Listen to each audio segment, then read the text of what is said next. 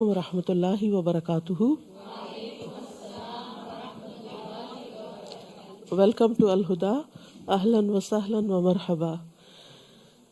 انشاءاللہ ہم شروع کرتے ہیں تلاوت سے. یمنا ٹھیک ہے، ادھر سے ایزی.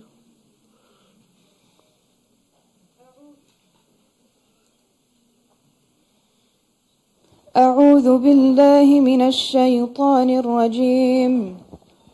بسم الله الرحمن الرحيم. يا أيها الذين آمنوا كتب عليكم الصيام كما كتب على الذين من قبلكم لعلكم تتقون. أياما معدودات، فمن كان منكم مريضا أو على سفر فعدة من أيام أخر، وعلى الذين يطيقونه فدية طعام مسكين، فمن تطوع خيرا فهو خير له، وأن تصوموا خير لكم إن كنتم تعلمون. شهر رمضان الذي أنزل فيه القرآن هدى للناس وبينات من الهدى والفرقان، فمن شهد منكم الشهر فليصمه، ومن كان مريضا أو على سفر فعدة من أيام أخر، يريد الله بكم اليسر ولا يريد بكم العسر ولتكملوا العدة ولتكبروا الله على ما هداكم ولعلكم تشكرون.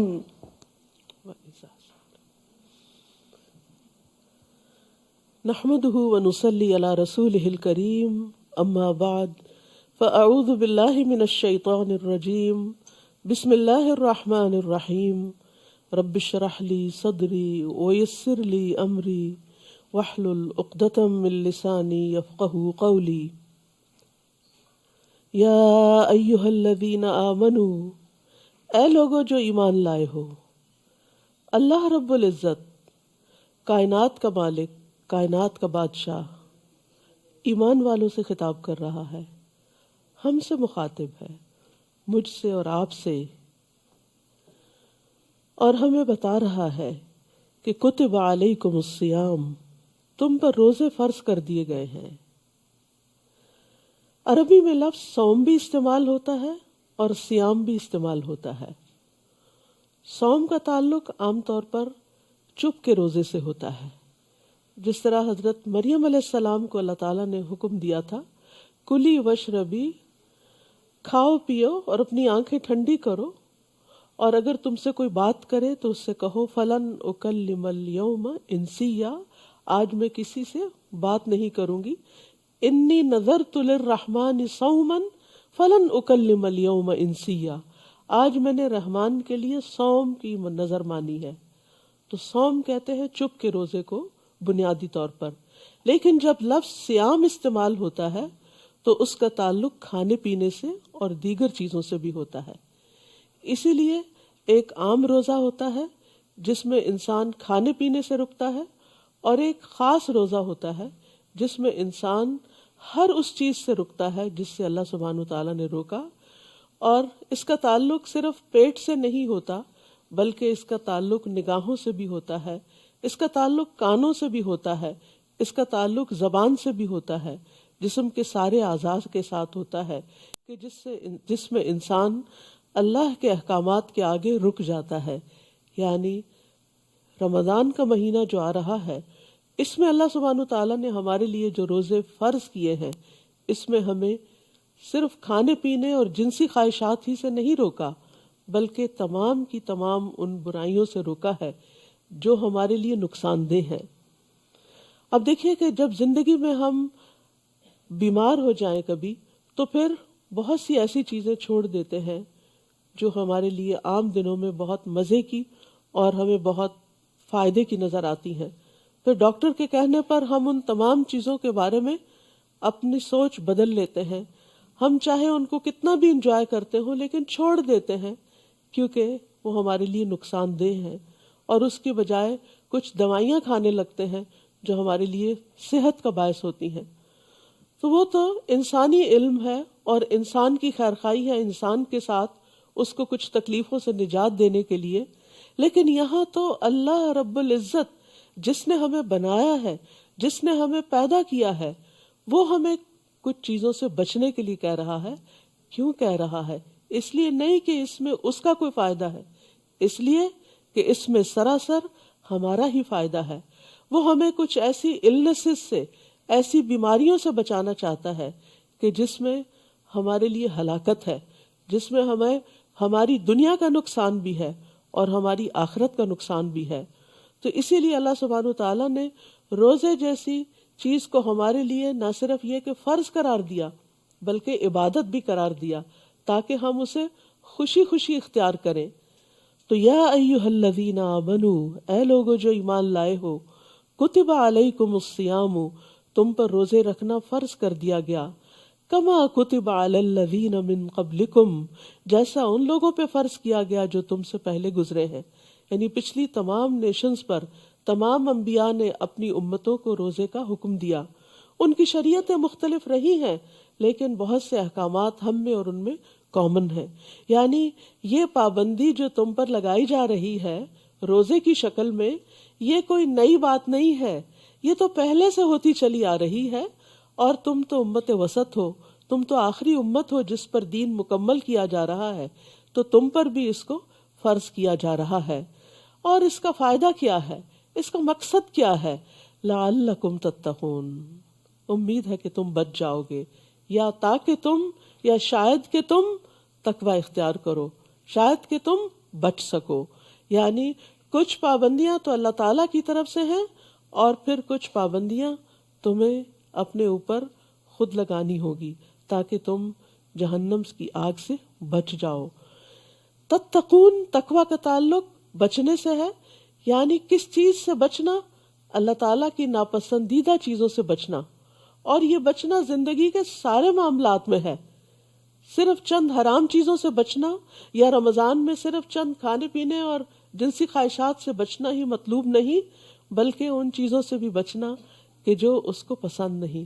کیونکہ اللہ سے محبت کرنے والے تو بہت زیادہ کانشیس ہوتے ہیں کہ کوئی ایسا کام ہم سے نہ ہو جائے کہ جس سے ہمارا رب ہم سے ناراض ہو جائے.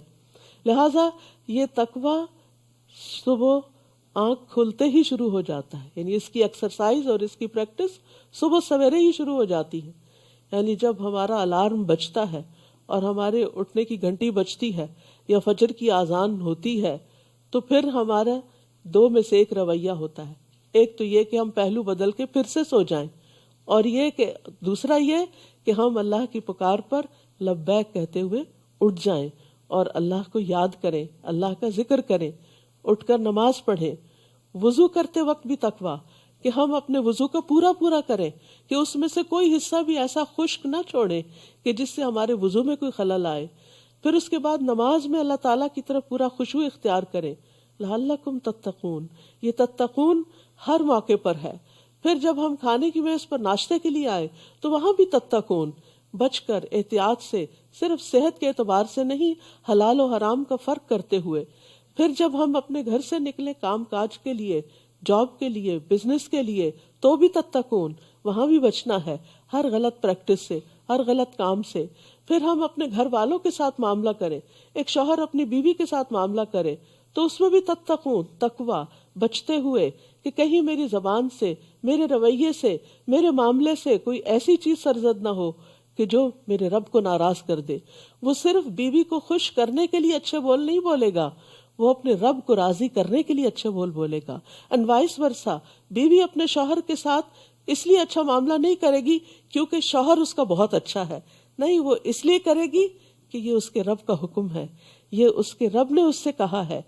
اور وہاں بھی وہ اللہ سے ڈرتے ہوئے، اللہ کی ناراضگی سے بچتے ہوئے اچھے کام کرے گا. پھر اپنے ورک پلیس پر وہ اپنی نگاہوں کی حفاظت کرے گا کہ جن چیزوں سے مجھے دیکھنے سے اللہ نے روکا ہے مجھے ان کو نہیں دیکھنا.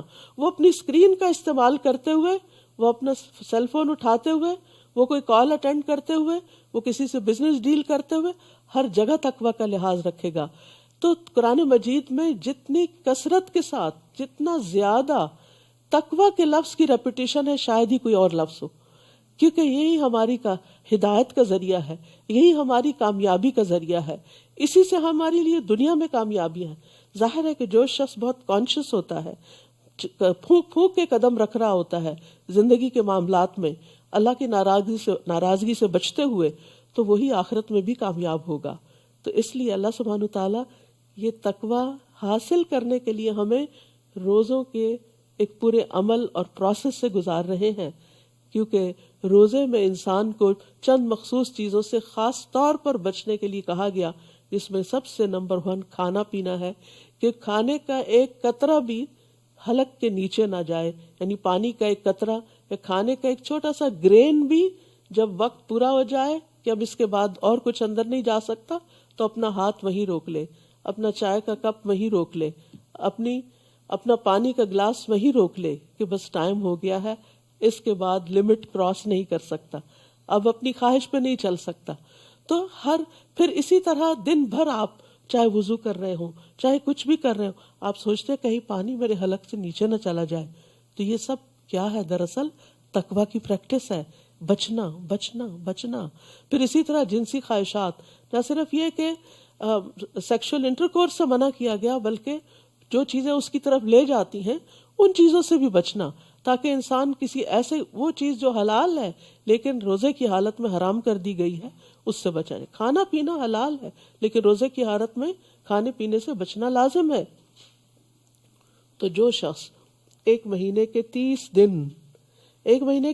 دن بچنے کی پریکٹس کرتا ہے وہ بالآخر پھر بچنے کے قابل ہو جاتا ہے، پھر وہ محتاط زندگی بسر کرتا ہے، پھر وہ اللہ کانشیس زندگی بسر کرتا ہے، پھر وہ پورے احتیاط کے ساتھ اپنی زندگی کا ہر قدم اٹھاتا ہے کہ میرا رب مجھ سے ناراض نہ ہو جائے، کہیں میں کسی ناراضگی کی وجہ سے اس ہمیشہ کی زندگی میں ان جنتوں سے محروم نہ ہو جاؤں.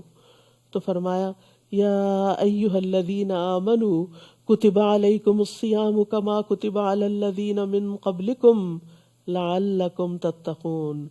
روزہ تو ایک پروسیس ہے، ایک کام ہے کرنے کا، لیکن اس کا کوئی آؤٹ کم ہونا چاہیے. مثال کے طور پر آپ کھانا کھاتے ہیں تو کھانا کھاتے ہیں، منہ میں ڈالتے ہیں، چباتے ہیں، پھر اس کے بعد نگلتے ہیں. تو کھانا مقصد نہیں ہے، اصل مقصد ہے انرجی حاصل کرنا، اصل مقصد ہے بھوک مٹانا. تو اسی طرح روزہ رکھنا جو ہے وہ تو ایک عبادت ہے، ایک فرض ہے، ایک پروسیس ہے، لیکن اس سے کچھ حاصل کرنا ہے، اور وہ ہے تقوی کی اسٹرینتھ حاصل کرنا، بچنے کی عادت، اپنے آپ سیلف کنٹرول. آپ دیکھیے کہ سب سے بڑا اور سب سے مضبوط انسان وہ ہے جو اپنے آپ کو کنٹرول کر سکتا ہے. دوسروں کو کنٹرول کرنے کی تو ہر ایک کے اندر خواہش اور شوق ہوتا ہے، اور ماؤں کو دیکھیے کہ کس طرح بچوں کو اپنے کنٹرول میں، حتیٰ کہ شادی کے بعد بھی ان کو اپنے ہی کنٹرول میں رکھنا چاہتی ہیں کہ کہیں یہ بیوی کا نہ ہو جائے، یا کہیں یہ بچوں کا رجحان زیادہ سسرال کی طرف نہ ہو جائے. اس قسم کے خدشات لاحق رہتے ہیں. لیکن اصل عقل مند وہ ہے، اصل کامیاب وہ شخص ہے کہ جو اپنے آپ کو کنٹرول کرنا جانتا ہے، اپنے لفظوں کو کنٹرول کرنا جانتا ہے، اپنے غصے کو کنٹرول کرنا جانتا ہے، اپنی نفرت کو کنٹرول کرنا جانتا ہے، اپنے انتقامی جذبات کو کنٹرول کرنا جانتا ہے. اور جو شخص اپنے اوپر کنٹرول کرنا نہیں جانتا وہ پھر کسی بھی کام کے قابل نہیں. وہ انسان بہت ہلکا ہے، وہ انسان بہت کمزور ہے. انسان کی اصل اسٹرینتھ اس میں ہے کہ انسان اپنے آپ کو اس چیز سے بچا لے کہ جو اس کے لیے ہلاکت خیز ہے. یاد رکھیے، آگ سے بڑھ کر، جہنم سے بڑھ کر ہلاکت خیز چیز کون سی ہو سکتی ہے؟ تو یہ روزہ دراصل ہمیں اس جہنم سے بچنے کے لیے ایک اسٹرینتھ دیتا ہے کہ تم اپنے آپ کو ان چیزوں سے روک لو. جیسے آپ جو گاڑی جب چلاتے ہیں تو آپ بریکس پر بھی پاؤں رکھے ہوئے ہوتے ہیں، اسٹیئرنگ بھی کنٹرول کیے ہوئے ہوتے ہیں. کیوں؟ تاکہ آپ ٹکر نہ مار دیں کسی کو. یا صرف یہی نہیں ہوتا کہ آپ نے دوسروں کو بچانا ہے، آپ اپنے آپ کو بھی بچا کے چل رہے ہوتے ہیں. تو بالکل روزے کی حالت میں بھی اسی طرح آپ اپنے آپ کو ایسی اٹریکٹیو چیزوں سے بچا رہے ہوتے ہیں جو آپ کو کمزور کر دیں، اور آپ خود بھی دوسروں کو بھی بچا رہے ہوتے ہیں. نہ کسی سے جھگڑا کرتے ہیں اور نہ کسی کو کرنے دیتے ہیں. اسی لیے حدیث میں آتا ہے کہ جب کوئی تمہارے پاس یعنی تم سے جھگڑنے آئے تو تم کہہ دو کہ انی امرؤ صائم، کہ میں تو روزے سے ہوں، میں جھگڑ نہیں سکتا. تو اس لیے ہمیں رمضان کی تیاری کرتے ہوئے اصل چیز جو کی ورڈ ہمیں یاد رکھنا ہے وہ تقویٰ ہے. اللہ کے ڈر سے، اللہ کی ناراضگی کے کاموں سے بچنا، اللہ کی محبت میں اللہ کے پسندیدہ کاموں کو کرنا، اللہ کی خاطر اپنی نیند قربان کرنا، اللہ کی خاطر اپنی بھوک کنٹرول کرنا، اللہ کی خاطر اپنے جذبات کو کنٹرول کرنا، اور خصوصاً منفی جذبات کو کنٹرول کرنا. نہ صرف یہ کہ روزے سے فزیکل کلینزنگ ہوتی ہے، بلکہ اخلاقی اعتبار سے، روحانی اعتبار سے اور بہت سے اعتبارات سے انسان صاف ہو جاتا ہے، پاک ہو جاتا ہے، بچ جاتا ہے، ہلاکت میں پڑنے سے رک جاتا ہے. تو اس لیے رمضان کے لیے نمبر 1 گول، نمبر 1 ٹارگٹ تقویٰ ہے، اور تقویٰ صبر کے ساتھ آتا ہے. اسی لیے قرآن مجید میں آتا ہے اِنَّهُ مَن يَتَّقِ وَيَصْبِرْ فَإِنَّ اللَّهَ لَا يُضِيعُ أَجْرَ الْمُحْسِنِينَ، کہ جو تقویٰ اختیار کرتا ہے اور جو صبر کرتا ہے تو یقیناً اللہ محسنین کا اجر ضائع نہیں کرتا، نیکوکاروں کا اجر اللہ ضائع نہیں کرتا. تو جتنا بھی آپ اس میں صبر کریں، کیونکہ آپ بچ نہیں سکتے نا اس وقت تک جب تک آپ کے اندر صبر نہ ہو. اسی لیے رمضان کو شہر الصبر بھی کہا گیا کہ یہ صبر کا مہینہ ہے. یعنی کوئی شخص آپ کو پرووک کر رہا ہے، کوئی شخص آپ پر ایسی بات کر رہا ہے کہ جس سے آپ ہرٹ ہو رہے ہیں، تو اب آپ کو جواب دینے سے کیا چیز روک رہی ہے کہ میں روزے سے ہوں، میں روزے سے ہوں. تو یہ وہی کر سکتا ہے جس کے اندر صبر ہوگا. تو روزہ ہمیں صبر بھی سکھاتا ہے. تو آئیے اس ایک آیت کی تلاوت دوبارہ سنتے ہیں. یمنا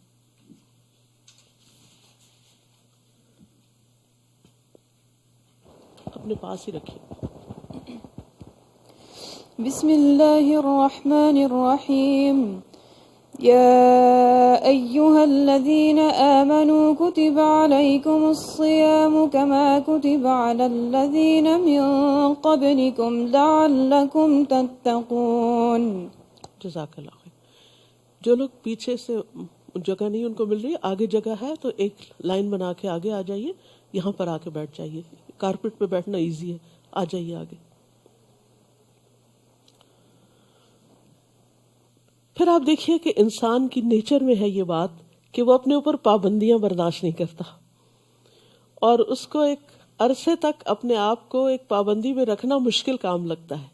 تو اسی لیے اللہ سبحانہ وتعالیٰ فرماتے ہیں ایام معدودات، گنتی کے چند دن ہیں، گنے چنے چند دن ہیں. راستہ چھوڑ کے بیٹھیے، راستے میں نہیں بیٹھیے، سائڈ پہ ہو جائے کیونکہ ایگزٹ رہنا چاہیے. آگے آ جائیے، یہاں آ جائیے، یہاں آ جائیے، اس طرف بھی آ جائیے. تو انسان کی نیچر میں یہ چیز ہے کہ وہ پابندی برداشت نہیں کرتا، اور پابندی سے اس کو گھٹن ہونے لگتی ہے، اسے گھٹن ہونے لگتی ہے کہ کب میں اس سے باہر نکلوں گا. آپ دیکھیں ویسے آپ چلتے پھرتے رہے، آتے جاتے رہے، کچھ نہیں ہوتا، لیکن جب آپ یعنی گاڑی میں بیٹھ جاتے ہیں تو پھر آپ کا کیا دل ہوتا ہے کہ کب باہر نکلیں گے. آپ لفٹ پہ سوار ہوتے ہیں تو آپ کو کیا ہوتا ہے کب دروازہ کھلے گا، کب باہر نکلیں گے. تو یہ انسان کی نیچر ہے کہ اس کو تنگی اور گھٹن اور پابندی اور ریسٹرکشن یہ چیزیں پسند نہیں ہوتی. بہرحال 30 دن کے اس پابندیوں کے پروسیس سے گزرنے کے بعد وہ کافی حد تک پھر اس پریزن سے دل لگا چکا ہوتا ہے، اس کو عادت ہو چکی ہوتی ہے، لیکن آغاز میں مشکل لگ رہا ہوتا ہے. تو اللہ سبحانہ وتعالیٰ کیا فرماتے ہیں، ڈرو نہیں، ایام معدودات، چند دن کی بات ہے، گنے چنے دن ہیں، اور پورے سال میں شاید ہی کسی مہینے کو ہم اتنا گنتے ہوں گے جتنا رمضان کے آنے کو بھی گنتے ہیں اور پھر جانے کو بھی گنتے ہیں کہ کتنے دن باقی رہ گئے. ایام معدودات فمن کان منکم مریدن، پھر بھی جو تم میں سے بیمار ہو، او علی سفرن، یا مسافر ہو، فعدۃ من ایام اخر، تو اس پر پابندیاں نہیں، وہ آلریڈی جکڑا ہوا ہے، خود سفر کی پابندی میں ہے اور یہ بیماری کی وجہ سے ریسٹرکٹڈ ہے، تو اس کو رخصت ہے۔ یہ روزہ نہ بھی رکھے تو کوئی بات نہیں، لیکن گنتی پوری کرنا لازم ہے۔ تو یہ یاد رکھیے کہ ہر مسلم عاقل بالغ انسان پر اگر 30 کا مہینہ ہے تو 30 دن کے روزے فرض ہیں، اگر 29 کا ہے تو 29 کے دنوں کی گنتی پوری کرنا لازم ہے۔ رمضان میں پوری ہو جائے تو بہت ہی اچھا، ایک پورا ماحول ہوتا ہے، ایک موسم ہوتا ہے، آسان ہوتا ہے سب کے ساتھ مل کے روزہ رکھنا۔ لیکن اگر بیماری کی وجہ سے نہیں رکھ سکے تو بعد میں جتنا جلدی ہو اپنے روزوں کو گنتی کو پورا کر لیا جائے، 4 چھوڑے ہیں تو 4 قضا رکھ لیں، 10 چھوڑے ہیں تو 10 قضا رکھ لیں۔ وَعَلَى الَّذِينَ يُطِيقُونَهُ، اور وہ لوگ جو اس کی طاقت رکھتے ہوں۔ اس کے 2 معنی کیے گئے ہیں، ایک یہ کہ یہ آیت شروع میں نازل ہوئی تھی جب ابھی لوگوں کو پوری طرح ان پابندیوں کی عادت نہیں تھی، تو اس وقت ایک آپشن دی گئی تھی کہ اگر طاقت رکھتے بھی ہیں روزہ رکھنے کی، پھر روزہ نہیں رکھتے، فدیۃ طعام مسکین، تو وہ مسکین کو ایک کھانا کھلا دیں۔ فمن تطوع خیرا فہو خیر اللہ، اور جو خوشی سے نیکی کرے گا وہ اس کے لیے بہتر ہے۔ وَأَن تَصُومُوا خَيْرٌ لَكُمْ، اور یہ کہ تم روزہ رکھو یہی تمہارے لیے بہتر ہے۔ ان کنتم تعلمون، اگر تم جانتے ہو، کیا جانتے ہو؟ روزے کے فائدے جانتے ہو، روزے کا ثواب جانتے ہو، روزے سے حاصل ہونے والی برکات جانتے ہو، تو پھر تو تم روزہ ہی رکھو گے، اور تم روزہ رکھو تو تمہارے حق میں بہتر ہے۔ دوسرا معنی یہ کیا گیا ہے کہ وہ لوگ جو مشقت سے روزہ رکھیں، یعنی جیسے بوڑھے لوگ ہیں یا حاملہ عورتیں ہیں یا اور اس طرح کے جن کو کوئی تکلیف ہے اور روزہ ان پہ بڑا بھاری ہے۔ کچھ لوگ ایسے ہوتے ہیں ان کو ڈائٹنگ بائیں ہاتھ کا کھیل لگتا ہے، وہ اکثر ہی ڈائٹنگ پہ ہوتے ہیں، لیکن کچھ لوگوں کے لیے کھانا چھوڑنا بہت ہی مشکل کام ہوتا ہے۔ کھانا چھوڑ دیں تو سگریٹ چھوڑنا بہت مشکل کام ہے، کچھ اور ایسی چیزوں کی عادت پڑی ہوئی ہے تو ان کو چھوڑنا وہ ان کو اپنے لیے موت نظر آتا ہے کہ یہ کیسے ہوگا۔ لیکن حقیقت یہ ہے کہ ہر مشکل کے ساتھ آسانی بھی ہے، ان مع العسر یسرا، تنگی کے ساتھ آسانی ہے۔ وہ تنگی انسان برداشت کرتا ہے تو پھر اس کے بعد اللہ سبحانہ تعالیٰ اسی میں اس کے لیے وسعت پیدا کر دیتا ہے، اس کی طبیعت کو اس کے موافق کر دیتا ہے۔ بہرحال اب یہاں یہ ہے کہ جو لوگ مشکل سے روزہ رکھیں، یعنی بیماری کی وجہ سے یا بڑھاپے کی وجہ سے، تو وہ پھر کیا کریں؟ ان کے اوپر اگر بہت شاک گزرتا ہو تو پھر وہ مسکین کو کھانا کھلا کے فدیہ دے دیں۔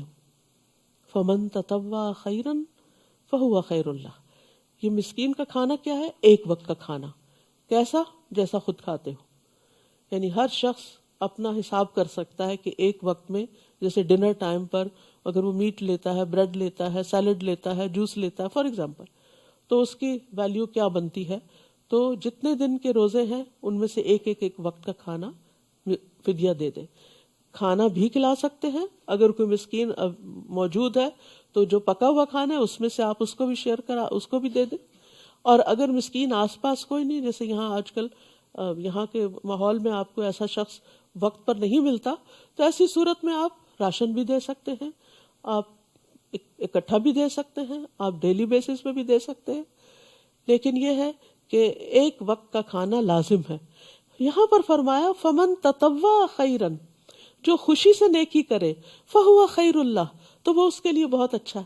اب یہ خوشی سے نیکی کرنے کا مطلب کیا ہے کہ ایک وقت کی بجائے 2 وقت کا دے دے، یعنی صبح شام کا سحری افطاری دونوں دے دے، تو یہ اس کو ڈبل فائدہ ہو جائے گا، دوہرا اجر مل جائے گا۔ وَأَن تَصُومُوا خَيْرٌ لَكُمْ، اور یہ کہ تم روزے ہی رکھو تو اچھا ہے، ان کنتم تعلمون، اگر تم جانتے ہو۔ تو ایسے لوگ جو کسی بیماری کی وجہ سے ڈاکٹر سے پرسکرپشن لے آئیں روزہ نہ رکھنے کی، پھر بھی کوشش کریں ٹرائی کرنے کی، کیونکہ میں نے کئی لوگوں کو یہ مشورہ دیا ہے اور یہ کامیاب مشورہ ہوا ہے۔ اور مشورہ میرا یہ ہوتا ہے کہ آپ روزہ رکھیں اور نیت یہ کریں کہ اگر میں مرنے لگی تو میں کھول لوں گی، یعنی اگر روزے سے، ویسے کبھی آپ نے سنا کہ وہ روزہ رکھ کے اس کی ڈیتھ ہو گئی؟ روزے سے ڈیتھ نہیں ہوتی، کھانے سے ضرور ہو سکتی، فوڈ ریئیکشن، فوڈ پوائزن وغیرہ تو ہوتے رہتے ہیں. تو انسان اچھا بھلا صحت مند انسان لمبے روزے کا سوچ کے سوچنے لگتا ہے کہ میرے پاس کوئی عذر ہے کہ میں بھی ان لوگوں میں شامل ہو جاؤں کہ جن کو روزہ چھوڑنے کی اجازت ہو. یعنی شیطان انسان کے دل میں ایسے وسوسے ڈالتا ہے. تو اس لیے انسان کوشش کر کے دیکھے کہ کیا کوئی پاسبلٹی ہو سکتی ہے روزہ رکھنے کی. اور بعض اوقات آپ دیکھیں کہ انسان کی جو ول پاور ہوتی ہے نا، یہ واقعی بڑی پاور ہوتی ہے. انسان کہتے کہ میں کر سکتی ہوں، it's not a big deal, میں دن کو سو جاؤں گی، میں سو کے روزہ گزار لوں گی، بس نمازوں کے وقت پہ اٹھ جاؤں گی.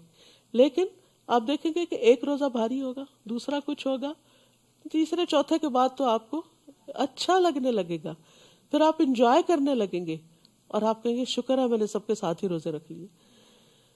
وَأَن تَصُومُوا، تو اصل ریکمنڈیشن کیا ہے؟ روزہ رکھنے ہی کی. یعنی اس کا کوئی عوض نہیں، کوئی چیز اس کے برابر نہیں.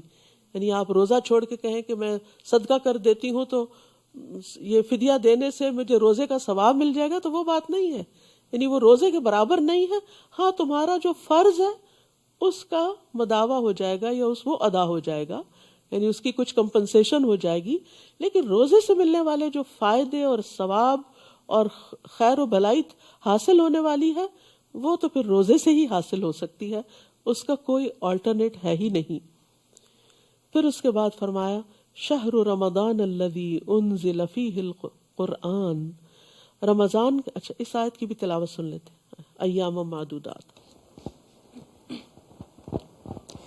أياما معدودات فمن كان منكم مريضا أو على سفر فعدة من أيام أخر وعلى الذين يطيقونه فدية طعام مسكين فمن تطوع خيرا فهو خير له وَأَن تَصُومُوا خَيْرٌ لَكُمْ إِن كُنتُمْ تَعْلَمُونَ. اب دیکھیے ایک ہی آیت میں 3 دفعہ خیر کا لفظ آیا.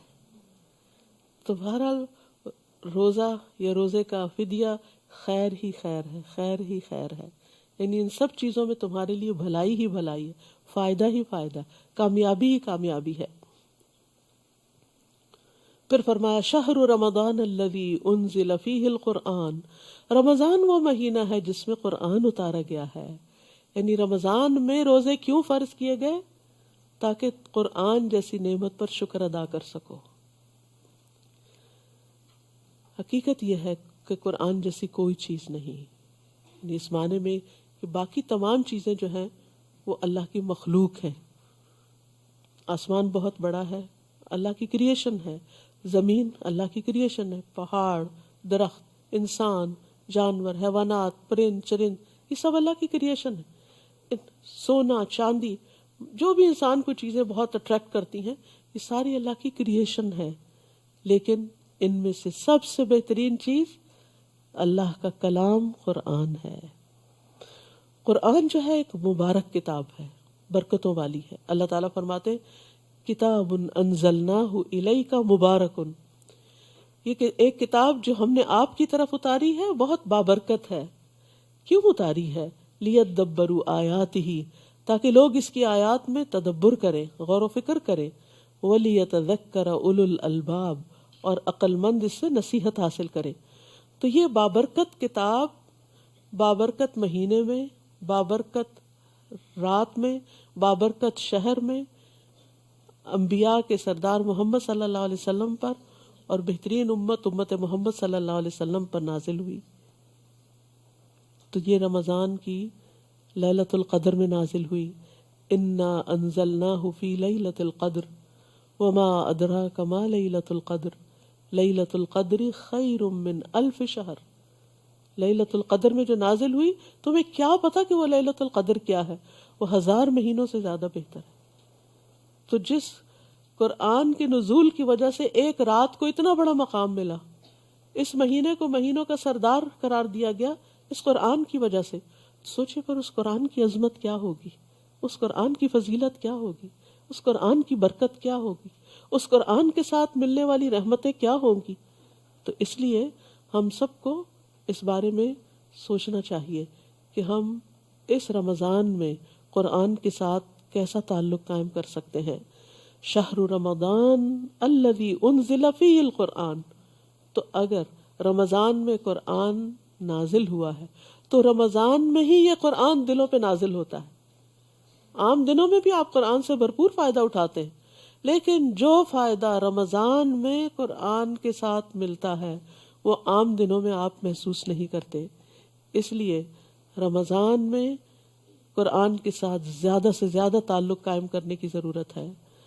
تراویح میں، قیام اللیل میں، دن میں اس کا ناظرہ تلاوت کر کے، اس کو سمجھ کر پڑھ کے، کیونکہ باقی سب بھی فائدے کی چیز ہے، لیکن اصل میں قرآن کا فائدہ اس وقت ہوتا ہے جب انسان اس کو سمجھتا ہے، جب انسان کو پتہ چلتا ہے کہ اس کے اندر کیسے کیسے ہیرے جواہرات ہیں، میری زندگی کے کیسے کیسے مسائل کا حل ہے، کیسی کیسی برکتیں اور کیسی کیسی رحمتیں اللہ نے اس کے ذریعے بندوں کو عطا کی ہیں. تو اس لیے بہت ضروری ہے کہ ہم رمضان کے مہینے میں قرآن سے بھرپور فائدہ اٹھائیں. ہدی للناس، کیونکہ یہاں پر آپ دیکھیے کہ قرآن کیوں اتارا گیا، مقصد بتا دیا گیا. ہدی للناس، یہ تمام انسانوں کی ہدایت کے لیے آیا ہے. اور کسی بھی چیز سے گائیڈنس کب لی جاتی ہے؟ اب مثال کے طور پر آپ کے اگر گاڑی میں اچھے سے اچھا جی پی ایس ہے، اچھے سے اچھا آپ کو میپ پلان ہے، لیکن اگر آپ اس کو آن نہیں کرتے، اور اگر آن بھی کر دیتے ہیں اس کی ساتھ وائس نہیں آن کرتے، تو پھر کیا ہوتا ہے؟ آپ بعض اوقات صرف نقشہ دیکھ کے بھی نہیں پہنچتے. آپ کو جب وہ بتاتی رہتی ہے، مسلسل انسٹرکشن ملتی رہتی ہے، ٹرن رائٹ، ٹرن لیفٹ، اتنے 100 میٹر پہ اتنے کرے، یہ کرے وہ کرے، تو پھر آپ کو کتنی آسانی ہو جاتی ہے، پھر آپ صحیح منزل پہ پہنچ جاتے ہیں. ورنہ بعض اوقات نقشہ بھی سامنے رکھا ہوتا ہے، سنتے نہیں، سمجھتے نہیں، تو ایک موڑ غلط کاٹ کے کہیں سے کہیں پہنچ جاتے، بھٹکتے پھرتے. اور آپ کو پتا ہے کہ بھٹکنا کتنا تکلیف دہ ہوتا ہے. ہو سکتا ہے آپ میں سے کوئی یہاں آتے ہوئے رستہ بھٹکا ہو اور اس کا وقت ضرورت سے زائد لگ گیا ہو، تو انسان کو کتنی تکلیف ہوتی ہے. تو اس زندگی میں بھی ہر انسان کے ذہن میں بے پناہ سوالات ہوتے ہیں، کنفیوژن ہوتی ہیں.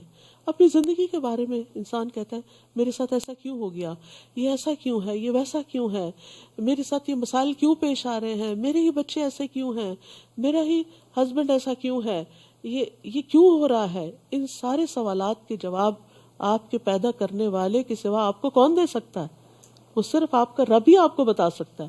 آپ انسانوں کے پاس کاؤنسلنگ کے لیے جاتے ہیں، ایک کے پاس جاتے ہیں وہ آپ کو ایک مشورہ دیتا ہے، دوسرے کے پاس جاتے ہیں وہ آپ کو کوئی اور دیتا ہے، دوست سے بات کرتے ہیں وہ کوئی اور ہی کہانی بتاتی، اماں سے بات کرتے ہیں وہ کوئی اور نصیحت کرتی. انسان حیران پریشان ہو کے سوچتا ہے کس کی بات مانوں کس کی نہ مانوں.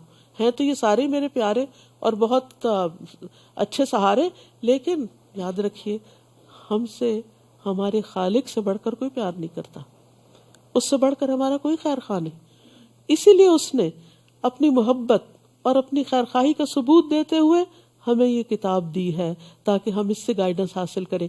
اسی لیے قرآن کے شروع میں ہی اللہ تعالیٰ فرماتے ہیں کہ ذالک الکتاب لا ریب فیہ ھدی للمتقین، یہ کتاب جس میں کوئی شک نہیں، یہ ہدایت کے لیے آئی، لیکن کس کو ہدایت دے گی؟ متقی لوگ. اب آپ دیکھیے کہ رمضان اور تقوی اور ہدایت اور تقوی، رمضان سے آپ کو، روزے سے آپ کو کیا ملے گا؟ تقوی ملے گا، اور پھر قرآن سے آپ کو گائیڈنس ملے گی، اور یہ گائیڈنس آپ کو رمضان میں زیادہ ملے گی جب آپ تقوی کی حالت میں ہوں گے یا تقوی اٹین کر رہے ہوں گے. تو یہاں پر اللہ تعالیٰ فرماتے ہیں ھدی للناس وبینات من الھدی والفرقان، اور اس میں کلیئر پروفس ہیں، واضح دلائل ہیں. یعنی ایسا نہیں کہ صرف ایک مبہم سی کوئی گائیڈ لائن دی جا رہی ہے، اس سے پورے دلائل کے ساتھ آپ کو بات سمجھائی جائے گی کہ ہدایت کس کو کہتے ہیں اور کس معاملے میں انسان کو کیا رویہ اختیار کرنا چاہیے. اور فرقان کہتے ہیں فرق کرنے سے، یہ فرق کرنے سے ہے، یعنی جس میں انسان اچھے اور برے، حلال اور حرام، جائز اور ناجائز، صحیح اور غلط میں تمیز کر سکتا ہے، یعنی فرق کر سکتا ہے. انسان کو واضح طور پر پتہ چل جاتا ہے. یہ قرآن ایک نور ہے، ایک روشنی ہے کہ جس سے آپ کو پتہ چلتا ہے کہ آپ کو کیا کرنا چاہیے اور کیا نہیں کرنا چاہیے، کیا چیز آپ کے فائدے کی ہے اور کیا چیز آپ کے لیے نقصان دہ ہے. فَمَن شَهِدَ مِنْكُمُ الشَّهْرَ فَلْيَصُمْ، پھر وہی دوبارہ بات کی گئی. تو جس کو یہ مہینہ ملے، جو اس مہینے کو پائے، جس کی زندگی میں رمضان آ جائے، اسے چاہیے کہ روزے رکھے. تو اس سے پتہ چلتا ہے کہ رمضان میں سب سے اہم ترین عبادت روزہ ہے. یعنی آپ چاہے دن بھر قرآن پڑھتے رہیں اور رات بھر قیام کرتے رہیں، لیکن روزہ نہ رکھیں تو بات نہیں بنے گی. قرآن کا فائدہ، دعا کا فائدہ، صدقہ خیرات کا فائدہ، ہر چیز کا فائدہ روزے کے ساتھ ہے. اسی لیے پھر تکرار سے تاکیدی حکم دیا جا رہا ہے کہ فمن شہد منکم الشہر. شاہدہ کا لفظ بڑا دلچسپ ہے. شاہدہ کا مطلب ہوتا ہے دیکھنا، مشاہدہ کرنا. تو آپ دیکھیے کہ رمضان کا چاند دیکھنا چاہیے، اس کے لیے کوشش کرنی چاہیے. بادل ہوں تو اور بات ہے، ورنہ اہتمام کرنا چاہیے. اور چاند دیکھ کر روزہ رکھنا چاہیے. اور جب چاند نظر آ جائے تو پھر دعا بھی پڑھنی چاہیے. ہوپ فلی آپ کے پاس شہر رمضان کتاب ہوگی جس میں شروع میں ہی دعائیں دے دی گئی ہیں. وہ دعائیں آپ دیکھ کے بھی پڑھ سکتے ہیں. ویسے تو یاد کر لیجئے، کیونکہ ہر مہینے کے شروع میں وہ دعا پڑھنی چاہیے جب بھی چاند نظر آ جائے. کیونکہ بعض اوقات پہلی رات کا چاند نہیں بھی نظر آتا تو دوسری رات نظر آ جاتا ہے، دوسری رات پڑھ لیجئے. اور بہت خوبصورت دعا ہے جس پہ انسان اپنے لیے اللہ تعالیٰ کی برکت مانگتا ہے اور اس مہینے کی خیر مانگتا ہے. ہم سب کو ہر دن کی، ہر مہینے کی خیر چاہیے اور شر سے بچنے کی ضرورت ہے ہم سب کو. تو اس لیے اس دعا سے بھرپور فائدہ اٹھائیے. تو فمن شہد منکم الشہر، اور اس وقت اللہ کا شکر ادا کیجیے. جب آپ چاند دیکھ لیں تو مسنون دعا پڑھنے کے بعد کچھ اور دعائیں بھی دل میں ضرور مانگیں کہ اللہ تعالیٰ اس مہینے کو ہمارے لیے آسان کر دے. اللہم لا سہل الا ما جعلتہ سہلا وانت تجعل الحزن سہلا اذا شئت.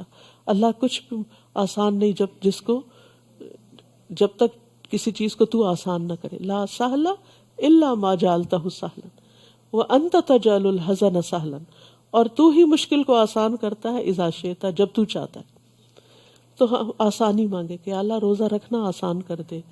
یا اللہ روزے کے ساتھ سارے جو میرے کام اور ذمہ داریاں ان کو پورا کرنا آسان کر دے.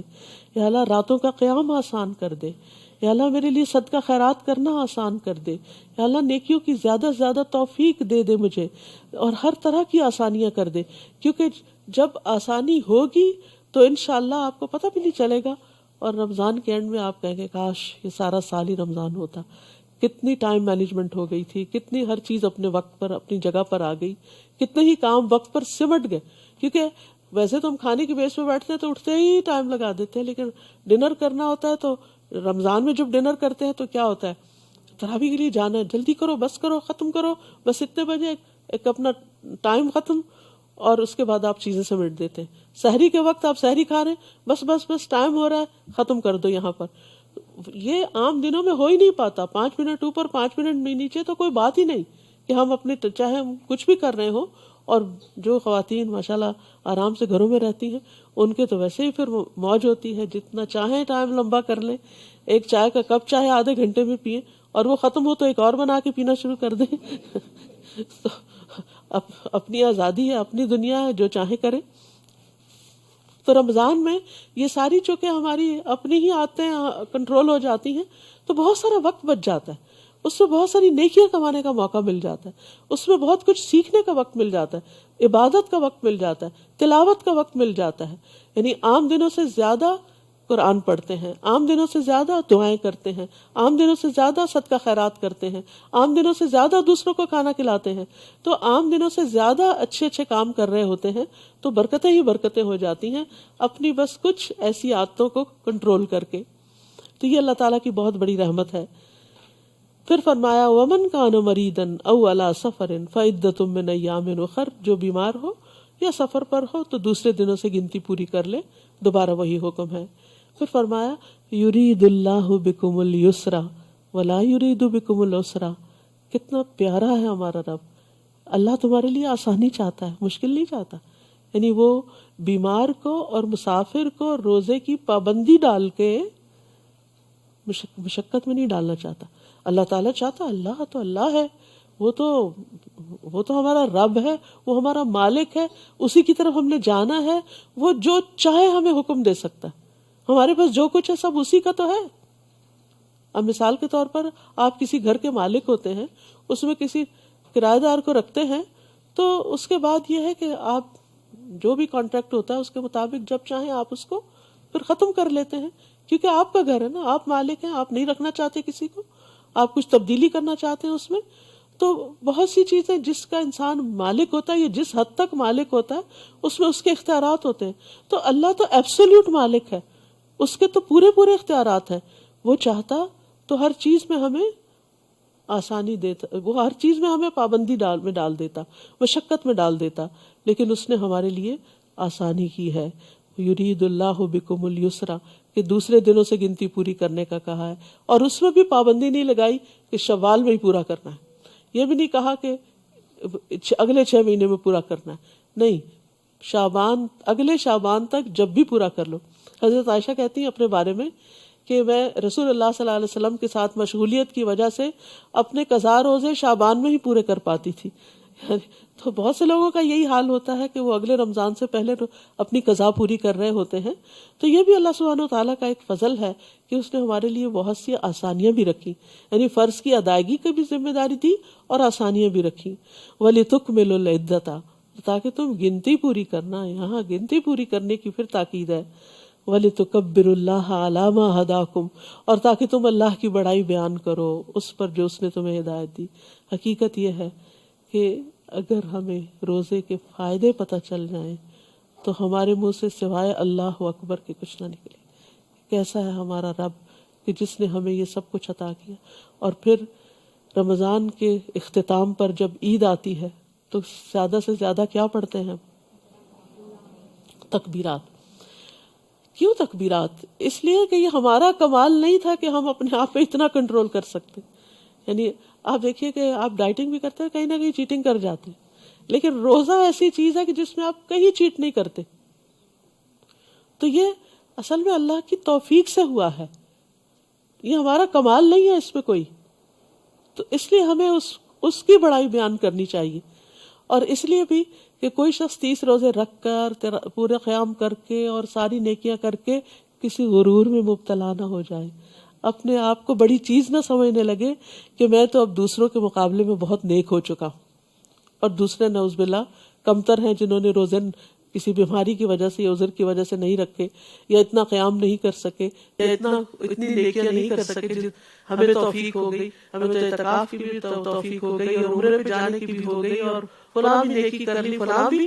ان سب نیکیوں کو کرنے کے بعد اس کثرت سے تکبیرات شروع ہو جاتی ہیں کہ اللہ اکبر اللہ اکبر لا الہ الا اللہ واللہ اکبر اللہ اکبر وللہ الحمد. یہ ساری تعریف تو اللہ ہی کے لیے ہے.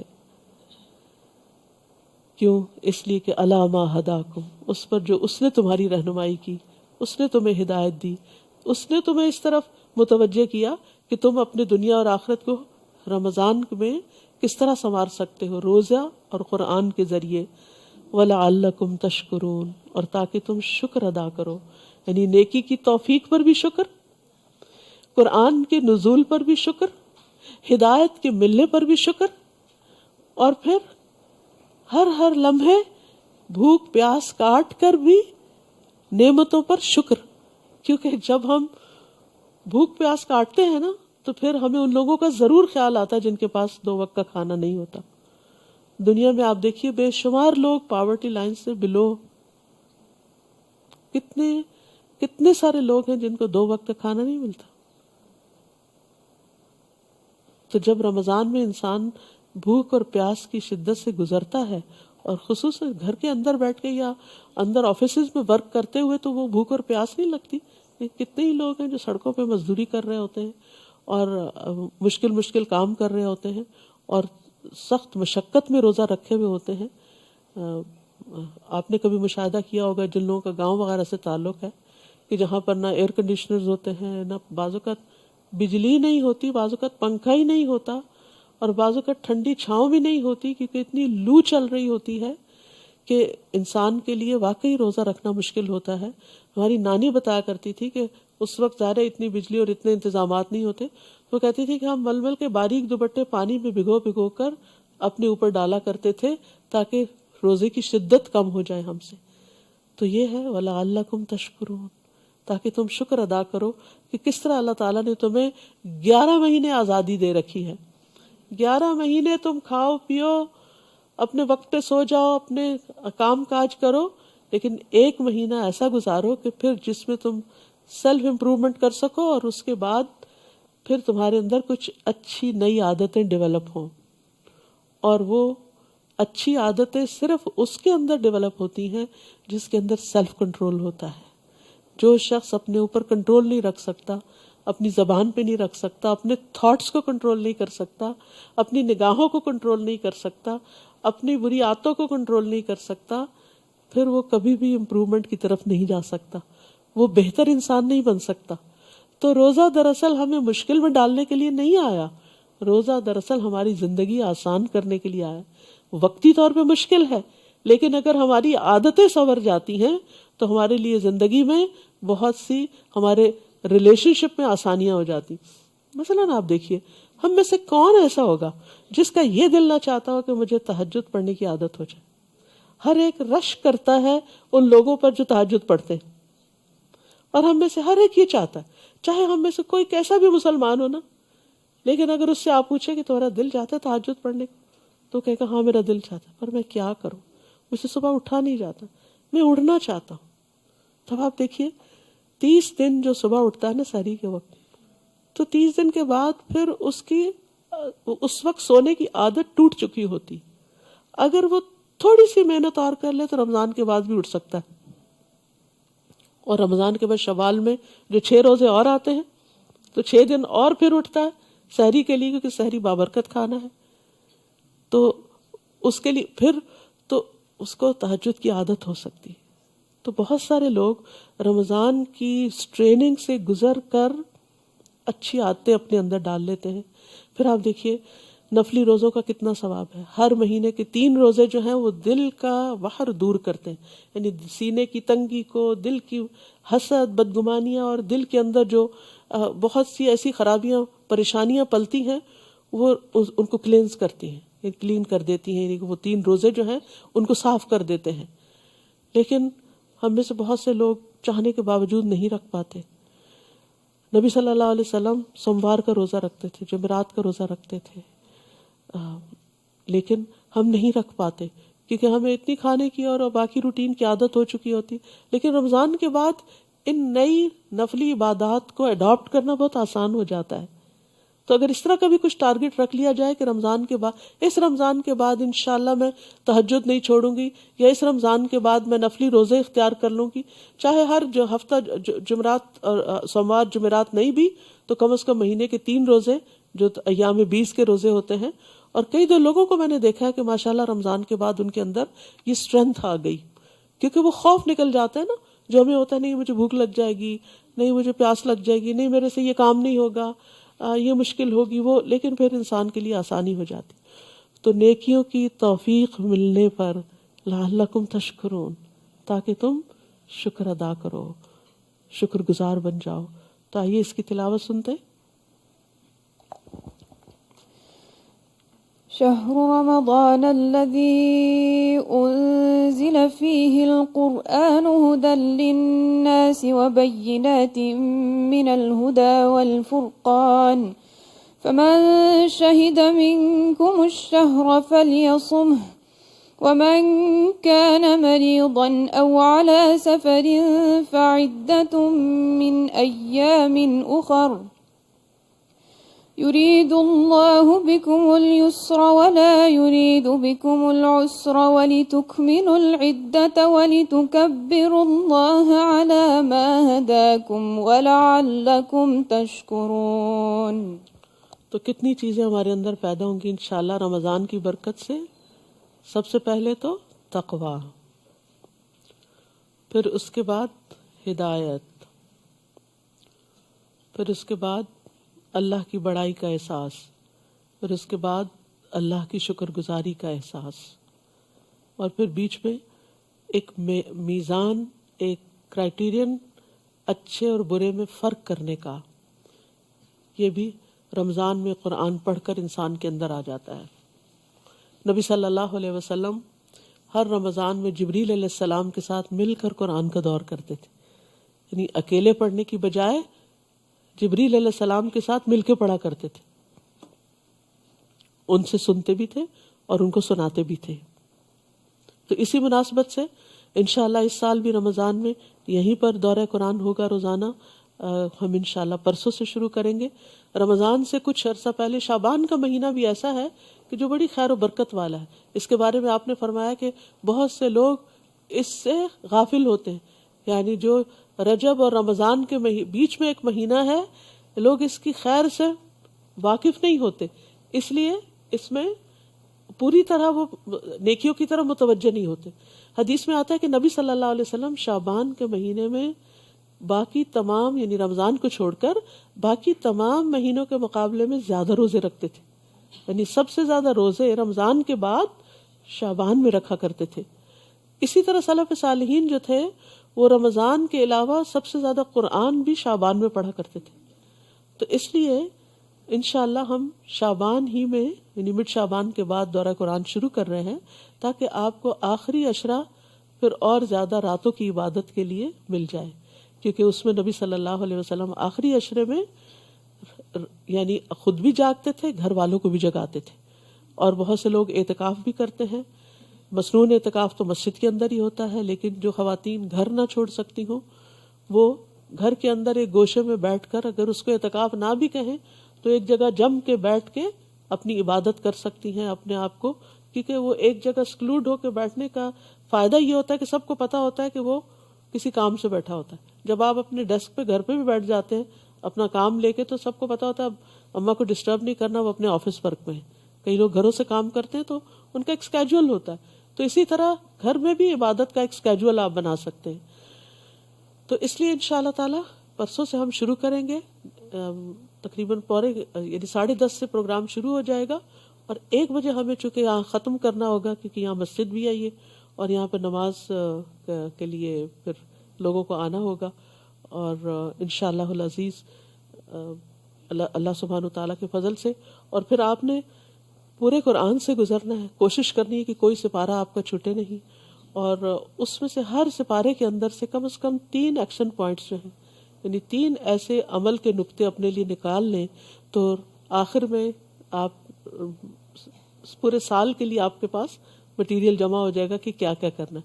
تھنگس ٹو ڈو یعنی آپ کی سیلف امپرومنٹ کے لیے اللہ سبحانہ تعالیٰ کی دی ہوئی رہنمائی میں سے آپ اپنے لیے کیا کیا اختیار کرتے ہیں. تو بہرحال وہ انشاءاللہ ہمارا سفر پرسوں سے شروع ہوگا. لیکن آج میں ان آیات کو اب احادیث کی روشنی میں آپ کے ساتھ ریوائز کروں گی. تھوڑا سا ٹائم مزید باقی ہے ابھی. سب سے پہلی بات تو یہ کہ یا ایھا الذین آمنوا کتب علیکم الصیام، اے لوگو جو ایمان لائے تم پہ روزے فرض کیے گئے. قرآن مجید کی اس آیت سے بھی پتہ چلتا ہے کہ روزہ ایک فرض عبادت ہے اور حدیث سے بھی ہمیں پتہ چلتا ہے کہ روزہ فرض عبادت ہے. رسول اللہ صلی اللہ علیہ وسلم نے فرمایا بنی الاسلام علی 5، اسلام کی بنیاد 5 چیزوں پر ہے. بہت سے لوگ اس کو پلرز کہتے ہیں. تو پلرز آپ کو پتہ ہے کہ یہ پلر آپ کو دکھائی دے رہا ہے یہ بنیاد میں نہیں ہے، یہ اوپر ہے. تو بنیاد نظر نہیں آتی ہوتی. یعنی یہ عبادت جو ہے، عبادات جو ہماری ہیں یہ ہمارے دین کی، ہماری زندگی کی بنیادی چیزیں ہیں، بیسکس ہیں. اس کے بغیر تو کوئی مسلمان ہی نہیں کہلا سکتا اپنے آپ کو. تو وہ کیا ہے؟ فرمایا اسلام کی بنیاد فاؤنڈیشن 5 چیزوں پر قائم کی گئی ہے. نمبر 1 گواہی دینا کہ اللہ کے سوا کوئی معبود نہیں اور یقیناً محمد صلی اللہ علیہ وسلم اللہ کے رسول ہیں، یعنی کلمہ شہادت نمبر 1. نمبر 2 نماز قائم کرنا.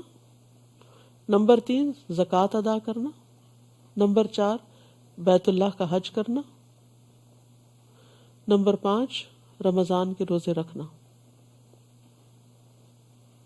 یہ 5 چیزیں کیا ہو گئی؟ یہ فرائض میں شامل ہیں، بنیادوں میں شامل ہیں. اور یاد رکھیے یہ صرف ہم پر نہیں، ہم سے پہلی امتوں پر بھی فرض تھی. سارے انبیاء جو دعوت لے کر آئے وہ کس چیز کی تھی؟ توحید کی، کہ اللہ ایک ہے. اور بہت سے انبیاء نے اپنے آنے والے لوگوں کو محمد صلی اللہ علیہ وسلم کی یعنی نبوت کی، صداقت کی کے بارے میں بھی بتایا. نماز، ابراہیم علیہ السلام نے کعبہ کی تعمیر کس لیے کی تھی؟ کہ میں نے یہ گھر اس لیے بسایا ہے تاکہ لوگ یہاں تاکہ اس کے آس پاس رہنے والے نماز قائم کریں. لیقیم الصلاۃ. اور انہوں نے دعا بھی کیا کی تھی, رب اجعلنی مقیم الصلاۃ ومن ذریتی ربنا وتقبل دعا. پھر آپ دیکھیے اگلی چیز ہے زکوٰۃ ادا کرنا. زکوٰۃ بھی پچھلی شریعتوں میں رہی ہے. کان یأمر اہلہ بالصلاۃ والزکوٰۃ. وہ اپنے گھر والوں کو نماز اور زکوٰۃ کا حکم دیتے تھے. پھر بیت اللہ کا حج کب سے شروع ہوا ہے؟ جی ابراہیم علیہ السلام نے لوگوں کو حج کے لیے پکارا تھا. ٹھیک ہے. اور اس سے پہلے کے جو ابراہیم علیہ السلام سے پہلے کے بھی کہ کعبہ کی تعمیر تو سب سے پہلے فرشتوں نے کی تھی. تو یہ ڈے ون سے عبادت کا سمبل ہے. اور پھر رمضان کے روزے مسلمانوں پر فرض ہیں, اور پچھلی کتابیں بھی رمضان میں ہی نازل ہوئی. انجیل, تورات, یہ سب رمضان میں آئے.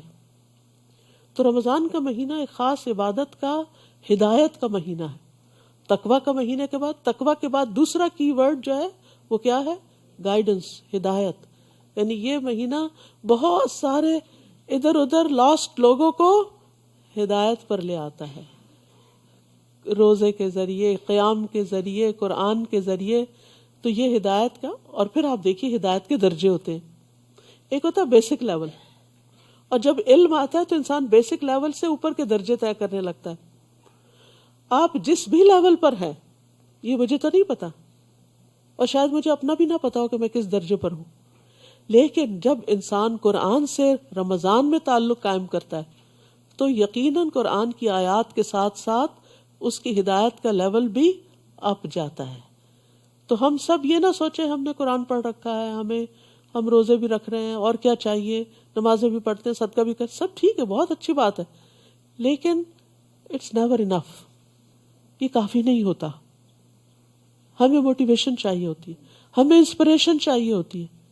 وہ بعض اوقات ہم انسانوں سے لے رہے ہوتے, نہیں, ڈائریکٹ قرآن سے لیجئے, محمد صلی اللہ علیہ وسلم سے لیجئے. تو انشاءاللہ رمضان میں قرآن کے ساتھ ہدایت کا یہ لیول اوپر جائے گا, موٹیویشن کا یہ لیول. اور ہدایت بھی دو طرح کی ہوتی ہے.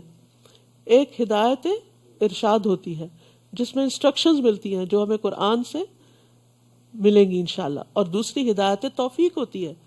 رمضان میں ہدایت توفیق بھی زیادہ ہوتی ہے کیونکہ نیکیوں کا موسم بہار ہے, تو اس لیے سب نیکی کر رہے ہوتے تو ہمیں بھی نیکی کرنے کا موقع مل جاتا ہے, شوق پیدا ہو جاتا ہے. تو اس لیے رمضان میں انشاءاللہ تقویٰ کے بعد کس پہ فوکس کرنا ہے؟ ہدایت پہ.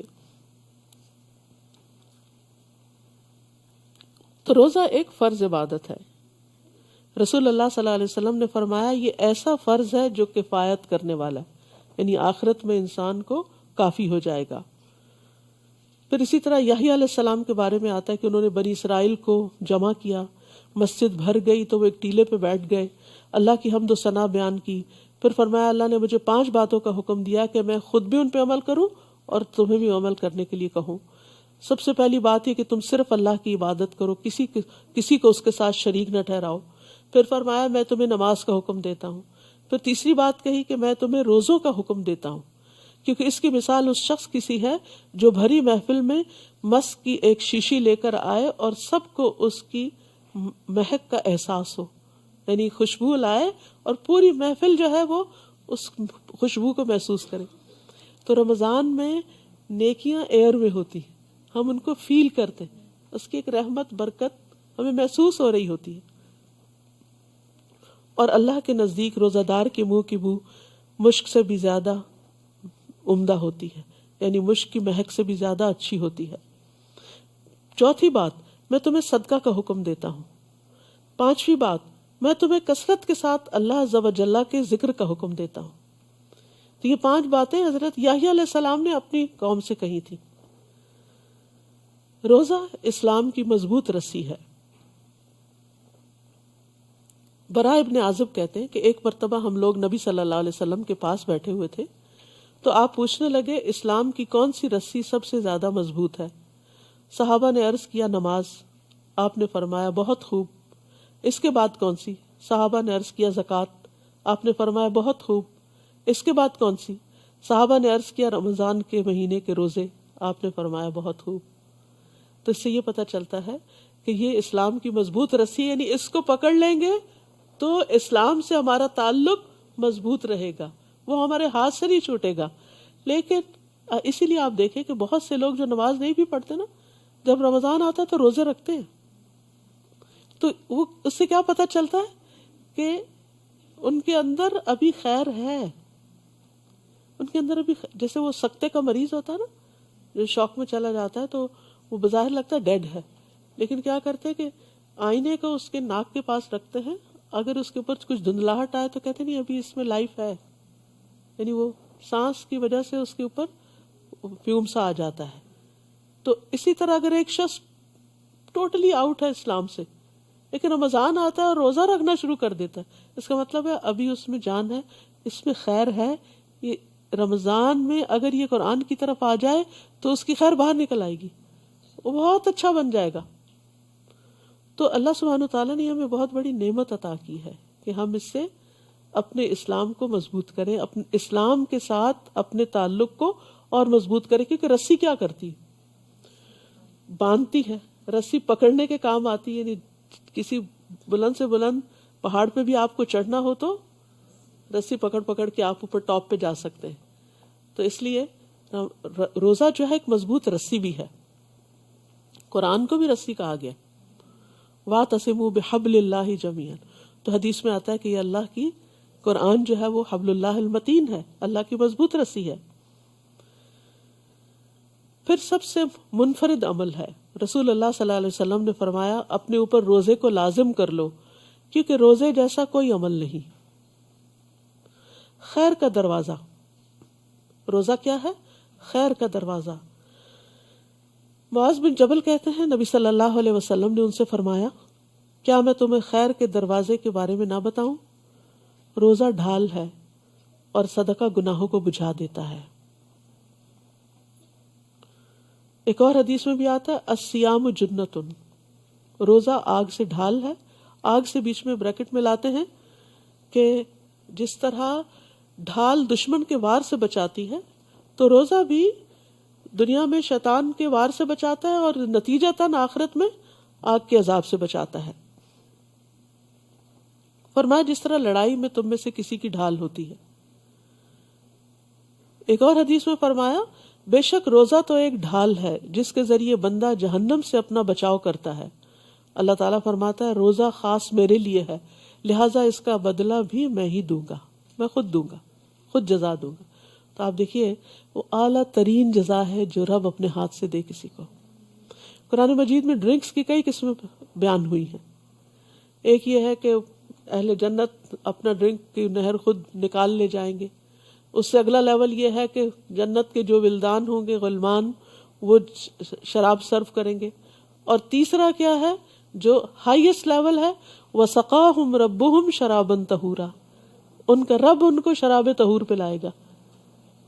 تو عام عبادات کا اجر تو ملے گا ہی، لیکن روزے کی جزا خود اللہ سبحانہ تعالیٰ آپ کو دے گا.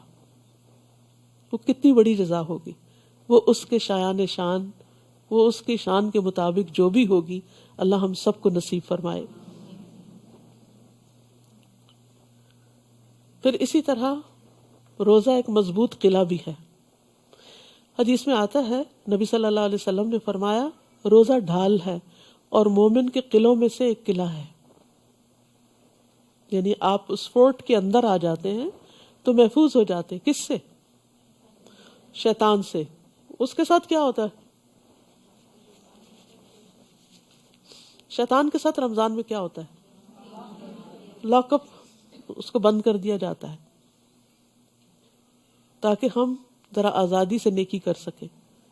وہ رکاوٹ تو دور ہو. نفس ساتھ ہی ہوتا ہے.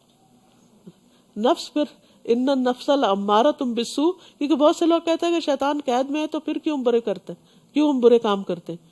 کیونکہ نفس تو اپنے ساتھ ہی ہے نا، وہ جو شیطان کی ٹریننگ میں رہا ہے. تو اس کو مارنے کے لیے کیا ہے پھر روزہ، نفس کو روزہ مارتا ہے. تو پھر روزے سے اسٹرینتھ حاصل ہوتی چلی جاتی ان چیزوں سے فائٹ کرنے کی.